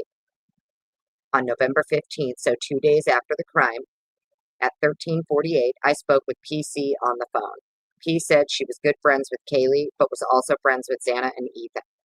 P said she was a member of the sorority blank. Yeah, it's got to be Peyton. P is currently a junior at the University of Idaho. P said she was not aware of anyone that Kaylee associated with that had any violent tendencies. P said she was not aware of Kaylee being involved in drugs in any way. P said she knew people partied with drugs, but doesn't know of Kaylee or any of her other roommates being involved in drugs. Or maybe it's not Peyton. P said she did not know if drugs were being sold from their residence.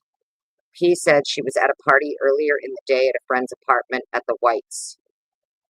P said at the apartment she saw Kaylee, Madison, Xana, and Ethan.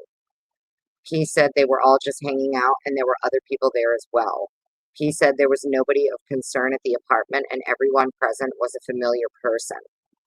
P said she last saw Kaylee at the Grub Truck, so yeah, it's Peyton. Peyton said she arrived after Kaylee and said Kaylee was there with Madison. Peyton said Kaylee's demeanor was good and they struck up a conversation. Yeah, but Peyton, darling, what you left out is everybody else that you were with, including Kaylee's own little Molly, didn't bother to say hi to her and ignored her and Maddie. You were the only one that walked up to her with that big, huge purse of yours, Peyton. You were with a lot of people from Sigma Chi, too. You were with Jake and Grace and Molly, right? And a couple of the other frat boys. So it's interesting she left all of that out when giving her statement.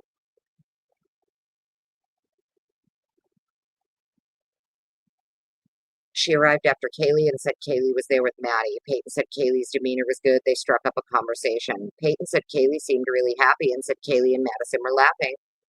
Peyton said she did not have a conversation with Madison and only Kaylee.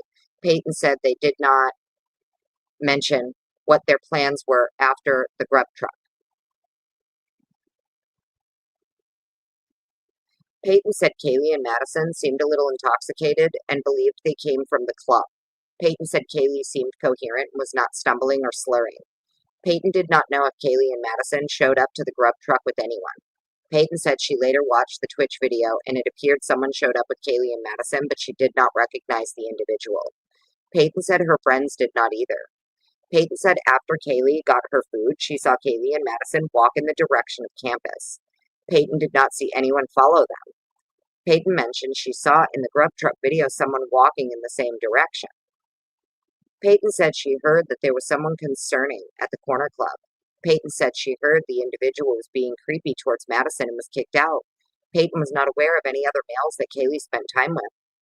Peyton said she knew that Kaylee had an ex-boyfriend that went to UI, but she understood they were on good terms. Peyton said she knew Madison had a boyfriend that graduated from UI. Peyton did not know his name. Peyton did not know of anyone that Ethan and Xana hung out with. Peyton said she wished she had more to share. I thanked Peyton for her time and concluded the interview. Interesting. Peyton. Peyton. Peyton. Okay. All right, number 31. Let's get into number 31. We are almost there.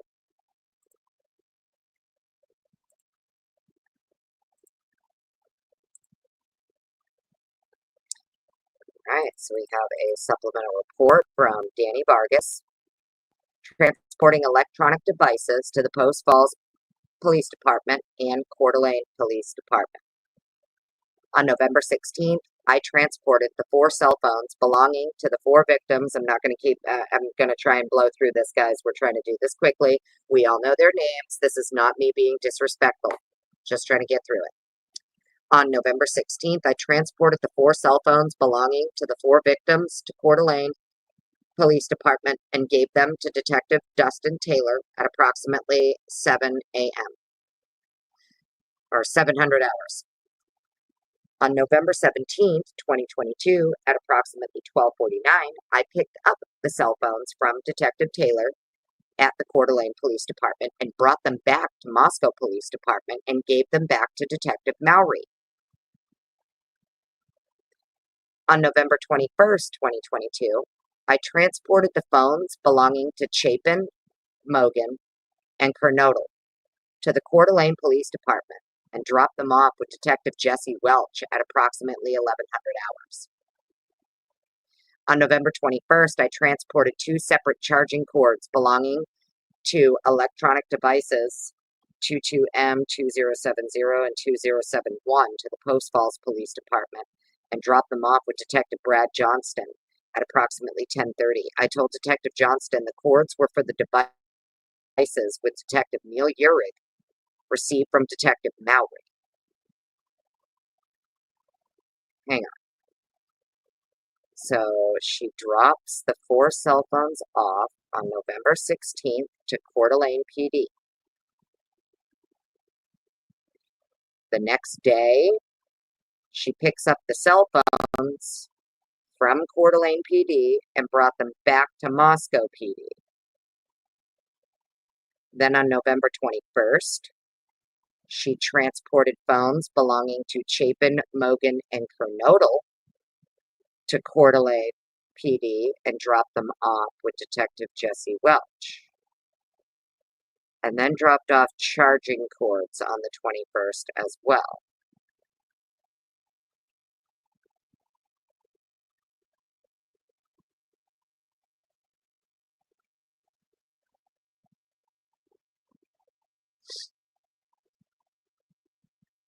Dropped them off with Jesse Welch.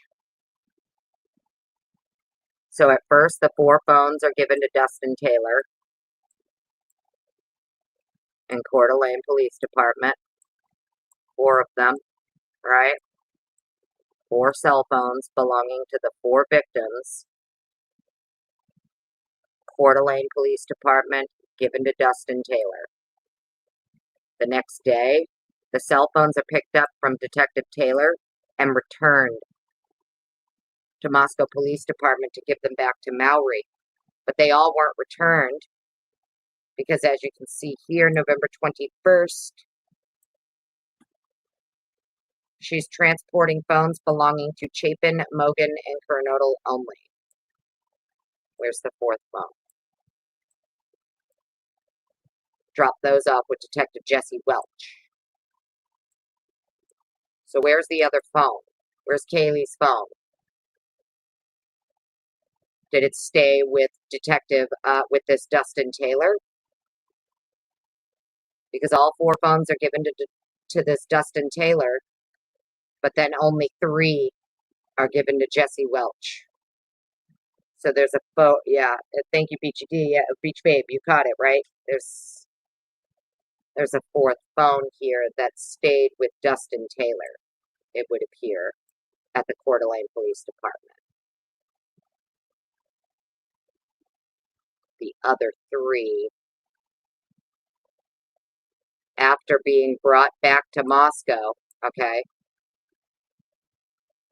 Notice here on November 17th, I picked up these cell phones. It doesn't say how many from Detective Taylor, even though here it says transported 4. It doesn't say how many they picked up the next day. This is Danny Vargas. Picked up the cell phones brought them back to Moscow police to give them back to Maori. And then 4 days later, she's transporting 3 phones back to the Coeur d'Alene Police Department and leaving them with Jesse Welch. So did the 4th phone, because we don't know if she actually brought 4 phones back. It just says picked up the cell phones. She doesn't say how many. So we don't know if the 4th phone is staying at the Coeur d'Alene Police Department or were all 4 phones brought back to Moscow Police Department with Detective Maori, and Detective Maori here is only sending 3 of that to Detective Jesse Welch at the Coeur d'Alene Police Department. I don't know, but that's interesting. All right, so that was supplemental report number 31. And this is the one we're about to get into, friends. If you need to go to the bathroom, grab a drink, do it now. I do. I'm going to go pee real quick, and we're about to get into this autopsy supplemental report for the autopsy. So I'll be right back, okay? Give me literally 1.5, 2 minutes. Don't dip out. We're going to get into this final one here. I just have to pee.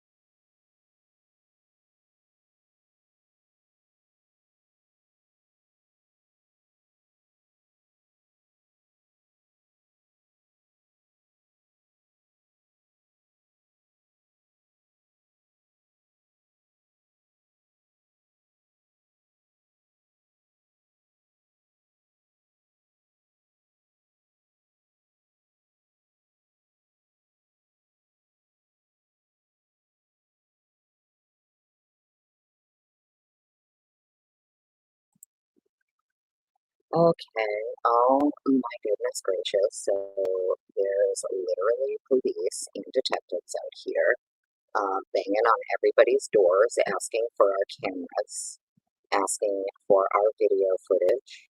Apparently, an incident occurred, and they're looking for our video footage.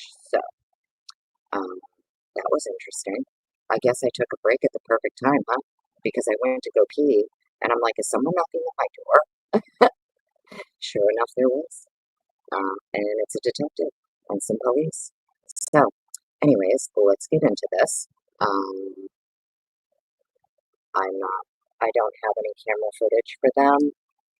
Sorry.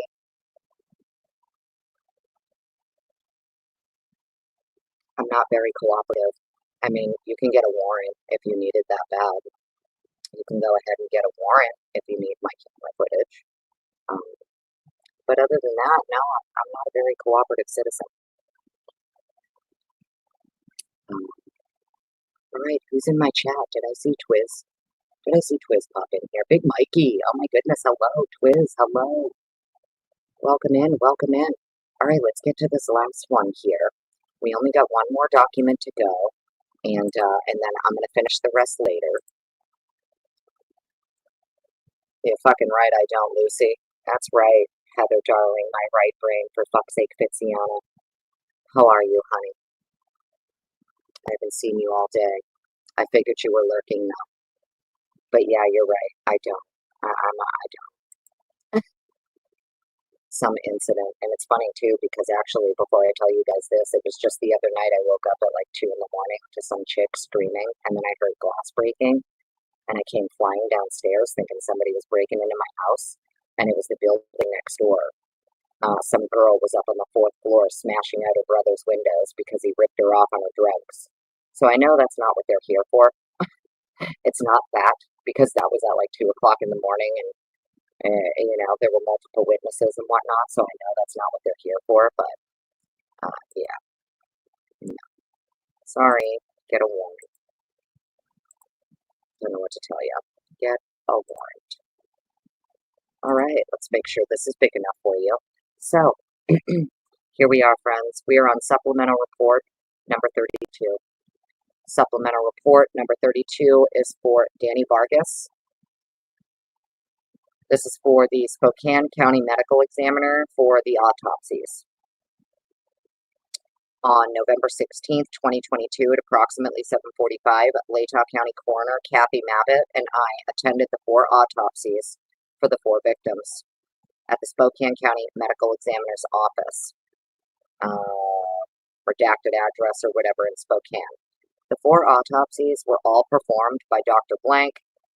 Gary Tolson, a detective with ISP, observed 3 of the autopsies, Kernodle, Mogan, and Gonsalves, as he arrived after the autopsy for Chapin was performed. During the autopsies, the following items of evidence were collected. This is a trigger warning, and that's why I put it on the video. If you guys, if there's anybody here, hopefully if you're here, you can handle it. But if you can't handle it, click out. Just saying. Click out now and save yourself. During the autopsies, the following items of evidence were collected. Kaylee Gonsalves, DNA card, hand swabs, wrist swabs, forearm swabs, foot swabs, ankle swabs, anal swab, oral swab, vaginal swab, head hair, nail clippings, neck swab, hand bags, a t-shirt that said Corner Club, nasty and inebriated, black,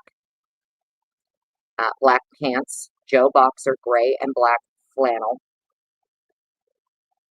a silver earring, a sock, and 1 white Adidas.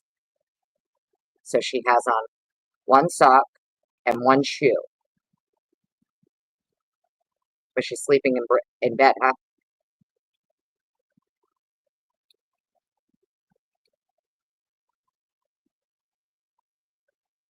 A sock and 1 white Adidas. So she only has on one shoe, one sock, right? Interesting. Maddie, same thing. DNA card, hand swabs, wrist swabs, forearm swabs, foot swabs, ankle swabs, anal swab, oral swab, vaginal swab, head hair, nail clippings, neck swab, handbags. She had on a short sleeve shirt that was pink, pants that were black Vandal Russell brand sweatpants, silver rings, a hair tie black, 2 false eyelashes, SD photo. So Kaylee, Maddie, clothes are collected. Just keep that in mind because I know we talked about it earlier in the live. You'll see what I meant. Xana, DNA card, hand swabs, wrist swabs, forearm swabs, foot swabs, ankle swabs, thigh swabs. They didn't do thigh swabs on the other two. Thigh swabs, anal swab, oral swab, vaginal swab, head hair, pubic hair, nail clippings, neck swab, handbags, foot bag, sweatshirt, Under Armour, gray, underwear, Calvin Klein, beige, size small. Trace evidence from her left hand. Trace evidence from the body bag.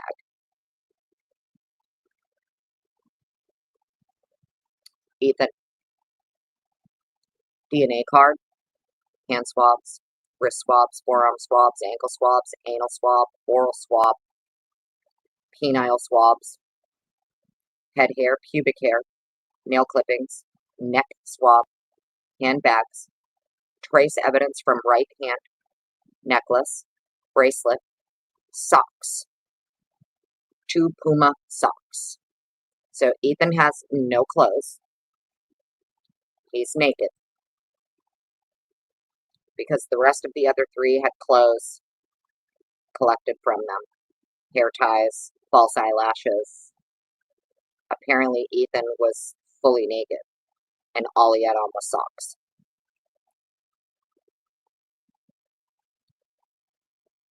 So that's interesting. Only Xana had the thigh swab, yes. OCD Shaggy, yes. I'm looking at my chat on my phone.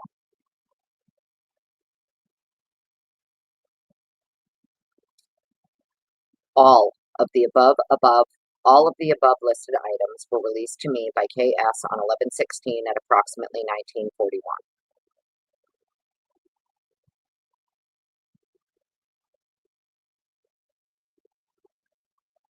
Twiz. Did BK take Ethan's clothes because they were clean? But no, do you guys know why I said earlier, though, when Lanier and Fry are doing their little canvas around the neighborhood and they come upon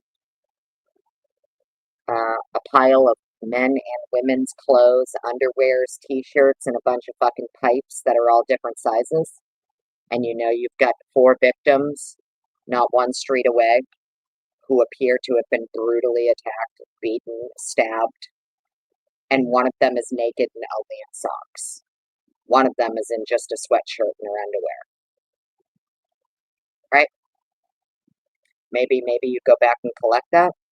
Maybe you say, hey, wait a minute. Even though it might not be nothing, maybe let's go get those clothes and those fucking pipes, right? Just in case. I don't know. Just saying. Mod you again? No, I'm waiting for you to apologize to me. And when you apologize to me, then I'll think about modding you again, Twiz.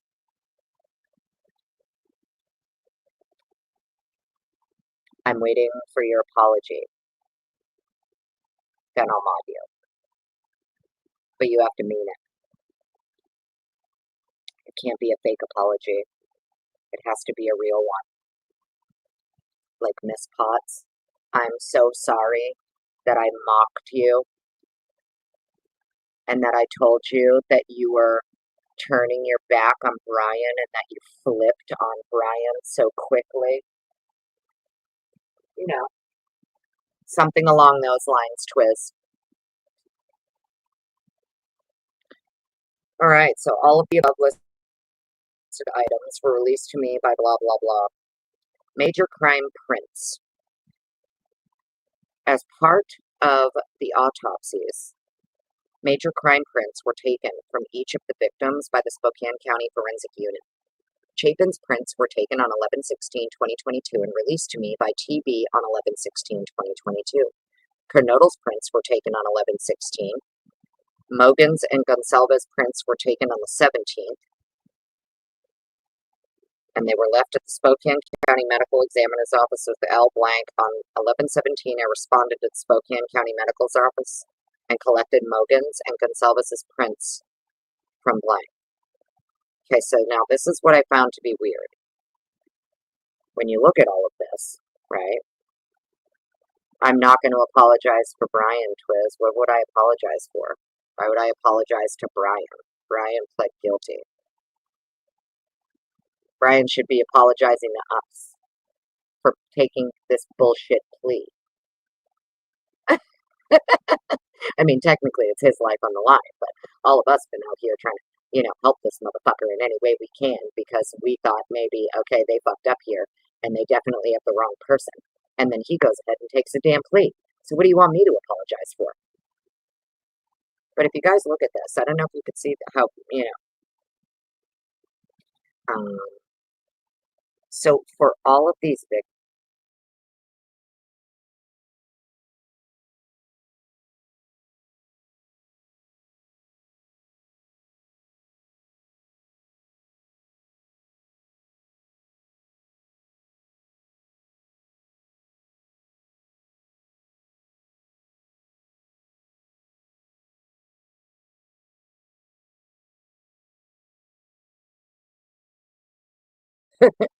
you love me even though I make mistakes, yeah. So if you guys look at this, right? I'm muted. Am I muted? No. Really? Hang on. Am I muted? No. It says that I'm working. It shows me. Hang on. It shows me. It says that I'm working. It says that that my mic is good. Not muted now. Oh, okay. That was weird, huh? My mic's probably getting ready to die. Who knows? It's been 2 hours. We're almost done though. Yeah, I probably did mute out for a minute there. Sorry. Turn slow chat off. I only have it at 20 seconds, bro. So let's look at this real quick, okay? If you notice here, so they're doing hands and feet prints, right? But if you look here, it's only Kaylee, right? Hands and feet. Maddie, hands and feet. Xana, hands and feet. And for Ethan, they only did his feet. Isn't that weird?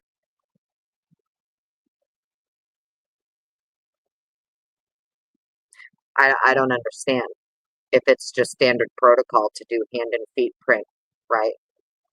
How come Ethan only was his feet and not his hands, right?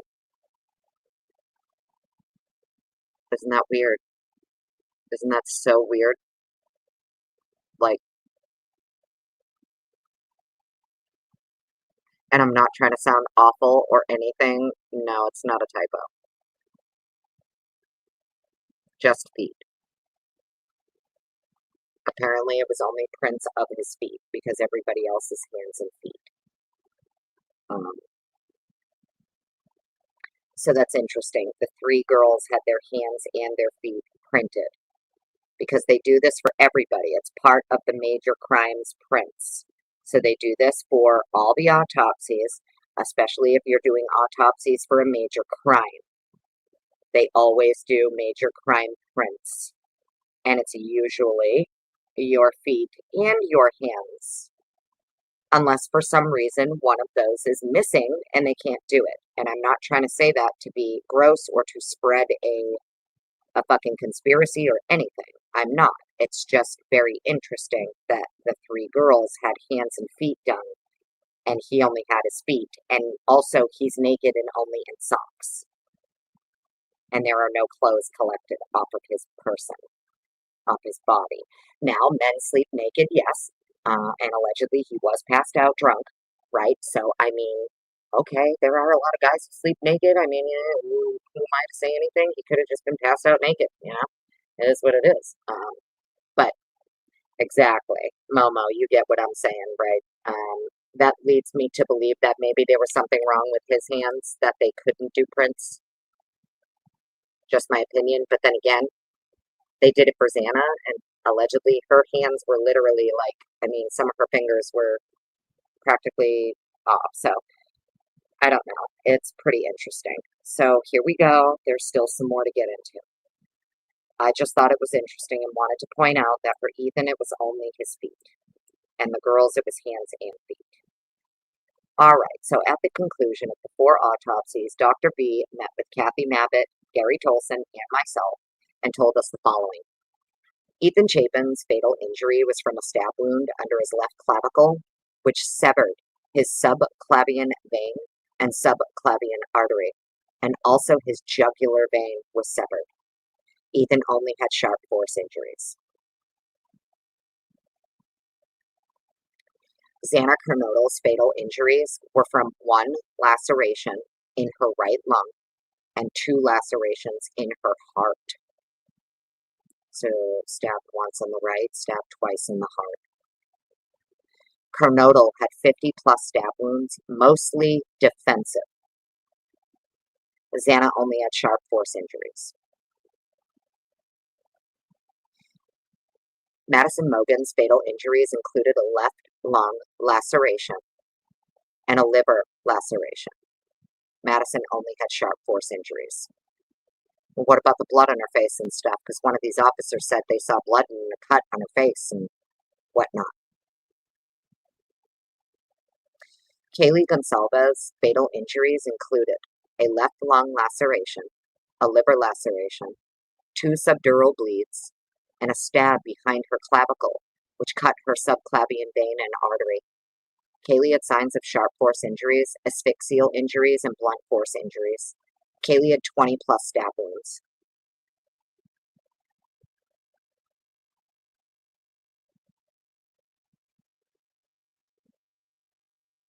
Dr. S said that the weapon used was not serrated, single-edged, very sharp, and said a lot of force was used by the suspect. I will be uploading Dr. S's final autopsy reports to the case file when they're completed. On November 16th at approximately 19:55 hours, I drove from Spokane Medical Examiner's office to the FBI, located in Coeur d'Alene, and met with Special Agent Bryant Gunnarsson. This is one of the people Ann Taylor wanted the training records for. Gunnarsson.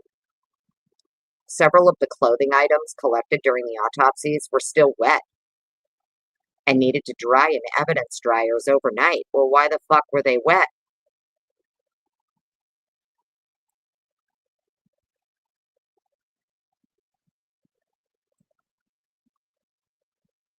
Several of the clothing items collected during the autopsies were still wet and needed to dry. Why were they wet?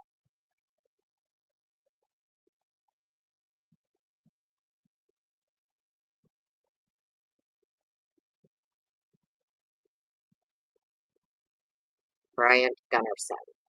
I remember this is one of the people we all thought she meant to type Gunderson, remember? In that document, everybody thought that maybe she meant Gunderson. No, it's Gunnarsson. Special Agent Gunnarsson from the FBI. This is someone's training records that she wanted. Remember?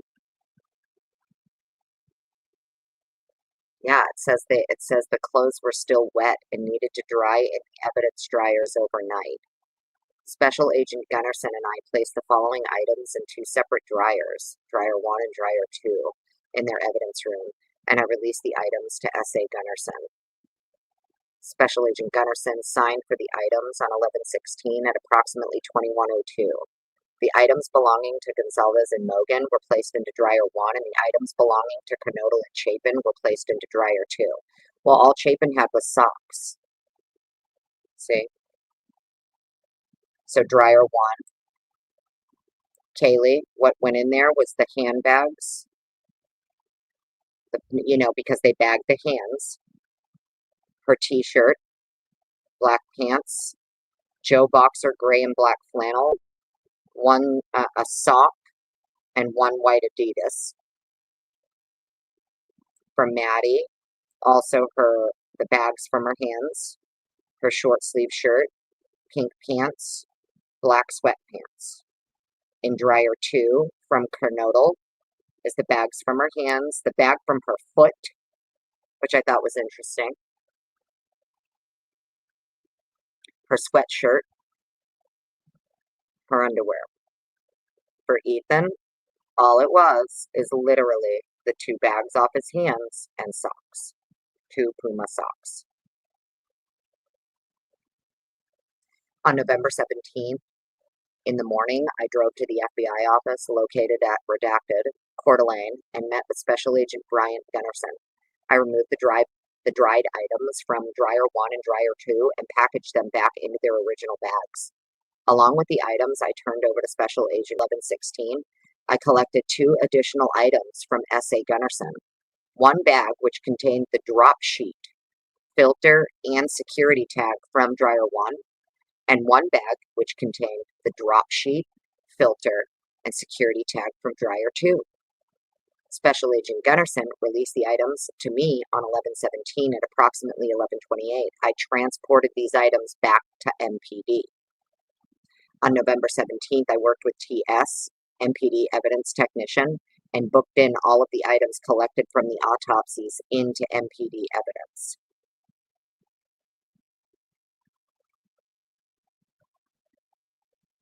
Isn't that interesting, huh? So,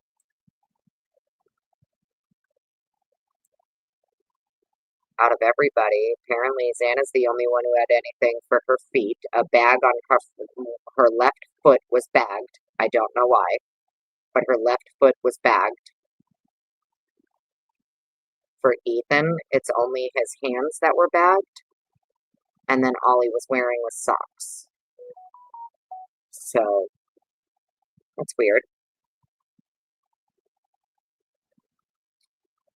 And then here, when they do the major crimes prints, I thought it was really interesting. Ethan only had his feet printed, not his hands. So, everybody else had hands and feet done. And it is interesting, too, that his fatal injury is from a stab wound under his left clavicle, which severed his subclavian vein, and subclavian artery. Also, his jugular was severed. So, the fatal injury is the stab wound under his left clavicle. And then also, his jugular was severed. Notice there's nothing in here about his legs, right? Even though the officers are saying they saw blood on his legs and things like that.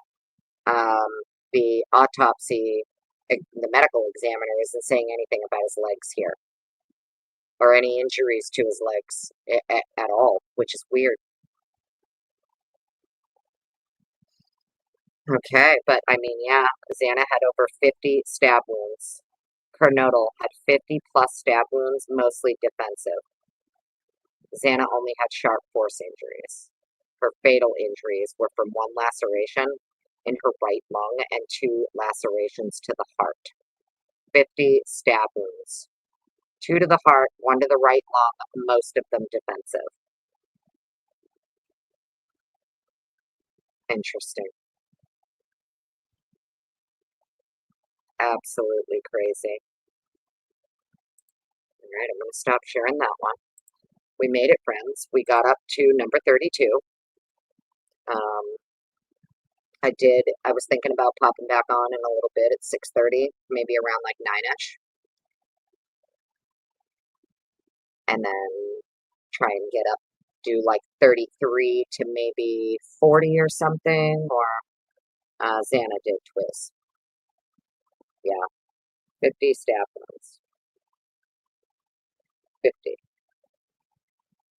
Over 50, most defensive, but she was definitely stabbed twice in the heart, and then once on the right side, apparently. Kaylee had 20 plus, right? absolutely insane. It's just horrible. It's just, it's horrible when you think about it, but the more and more that I read this and the more documents we get, I'm like, how the fuck did he do this in 6 minutes, bro? Right? I don't know how you stabbed someone well over 50 times, another person well over 20. You did it all in 6 minutes or less, and the cops aren't even finding your bloody shoe prints outside in the snow or anything. They're finding other people's boot prints and other prints all over the fucking place, but there's no blood. No blood. It's wild. Absolutely wild.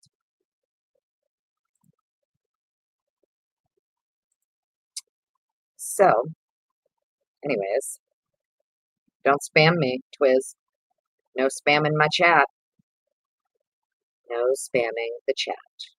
How many did Ethan and Maddie have? It just said multiple. The injuries for Maddie were laceration to the liver, laceration to the lung, and then sharp force. So either way, we made it to supplemental report number 32. I'm going to try and pop back on later. We'll get to maybe like 33 through 40 or something. Or actually, I might be able to bang out the rest of them tonight, especially if some of them aren't too long. So we'll see. I'm going to try and pop back on maybe about 8:30, 9-ish, and we'll get through the rest of these. I at least want to get 50 a day done. That's the goal. To get through 50 of these reports a day. And some are shorter than others, and they're super quick to go through. So, yeah, no wonder they sat down, right? They were probably exhausted. You're fucking right, Clifton Mayo. Damn right. Insane, huh?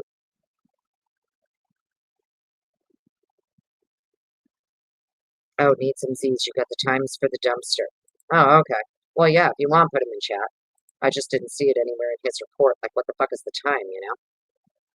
Bree, well, thank you, honey.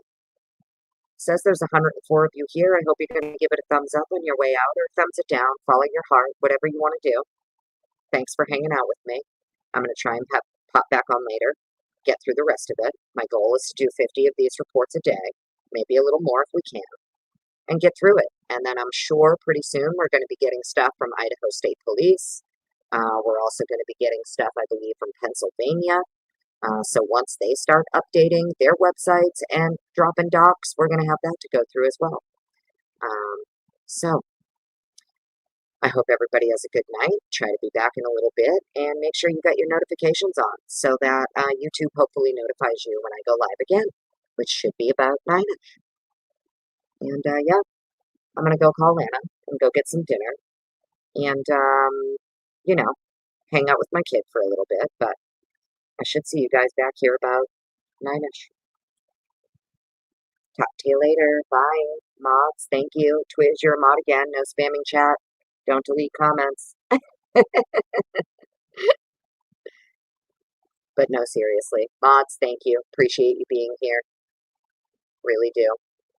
Mercy Cat, I don't know where you've been, darling, but I hope you're taking care of yourself and if you catch us on the replay, we love you and we miss you. All right, guys. See you soon. Couple hours.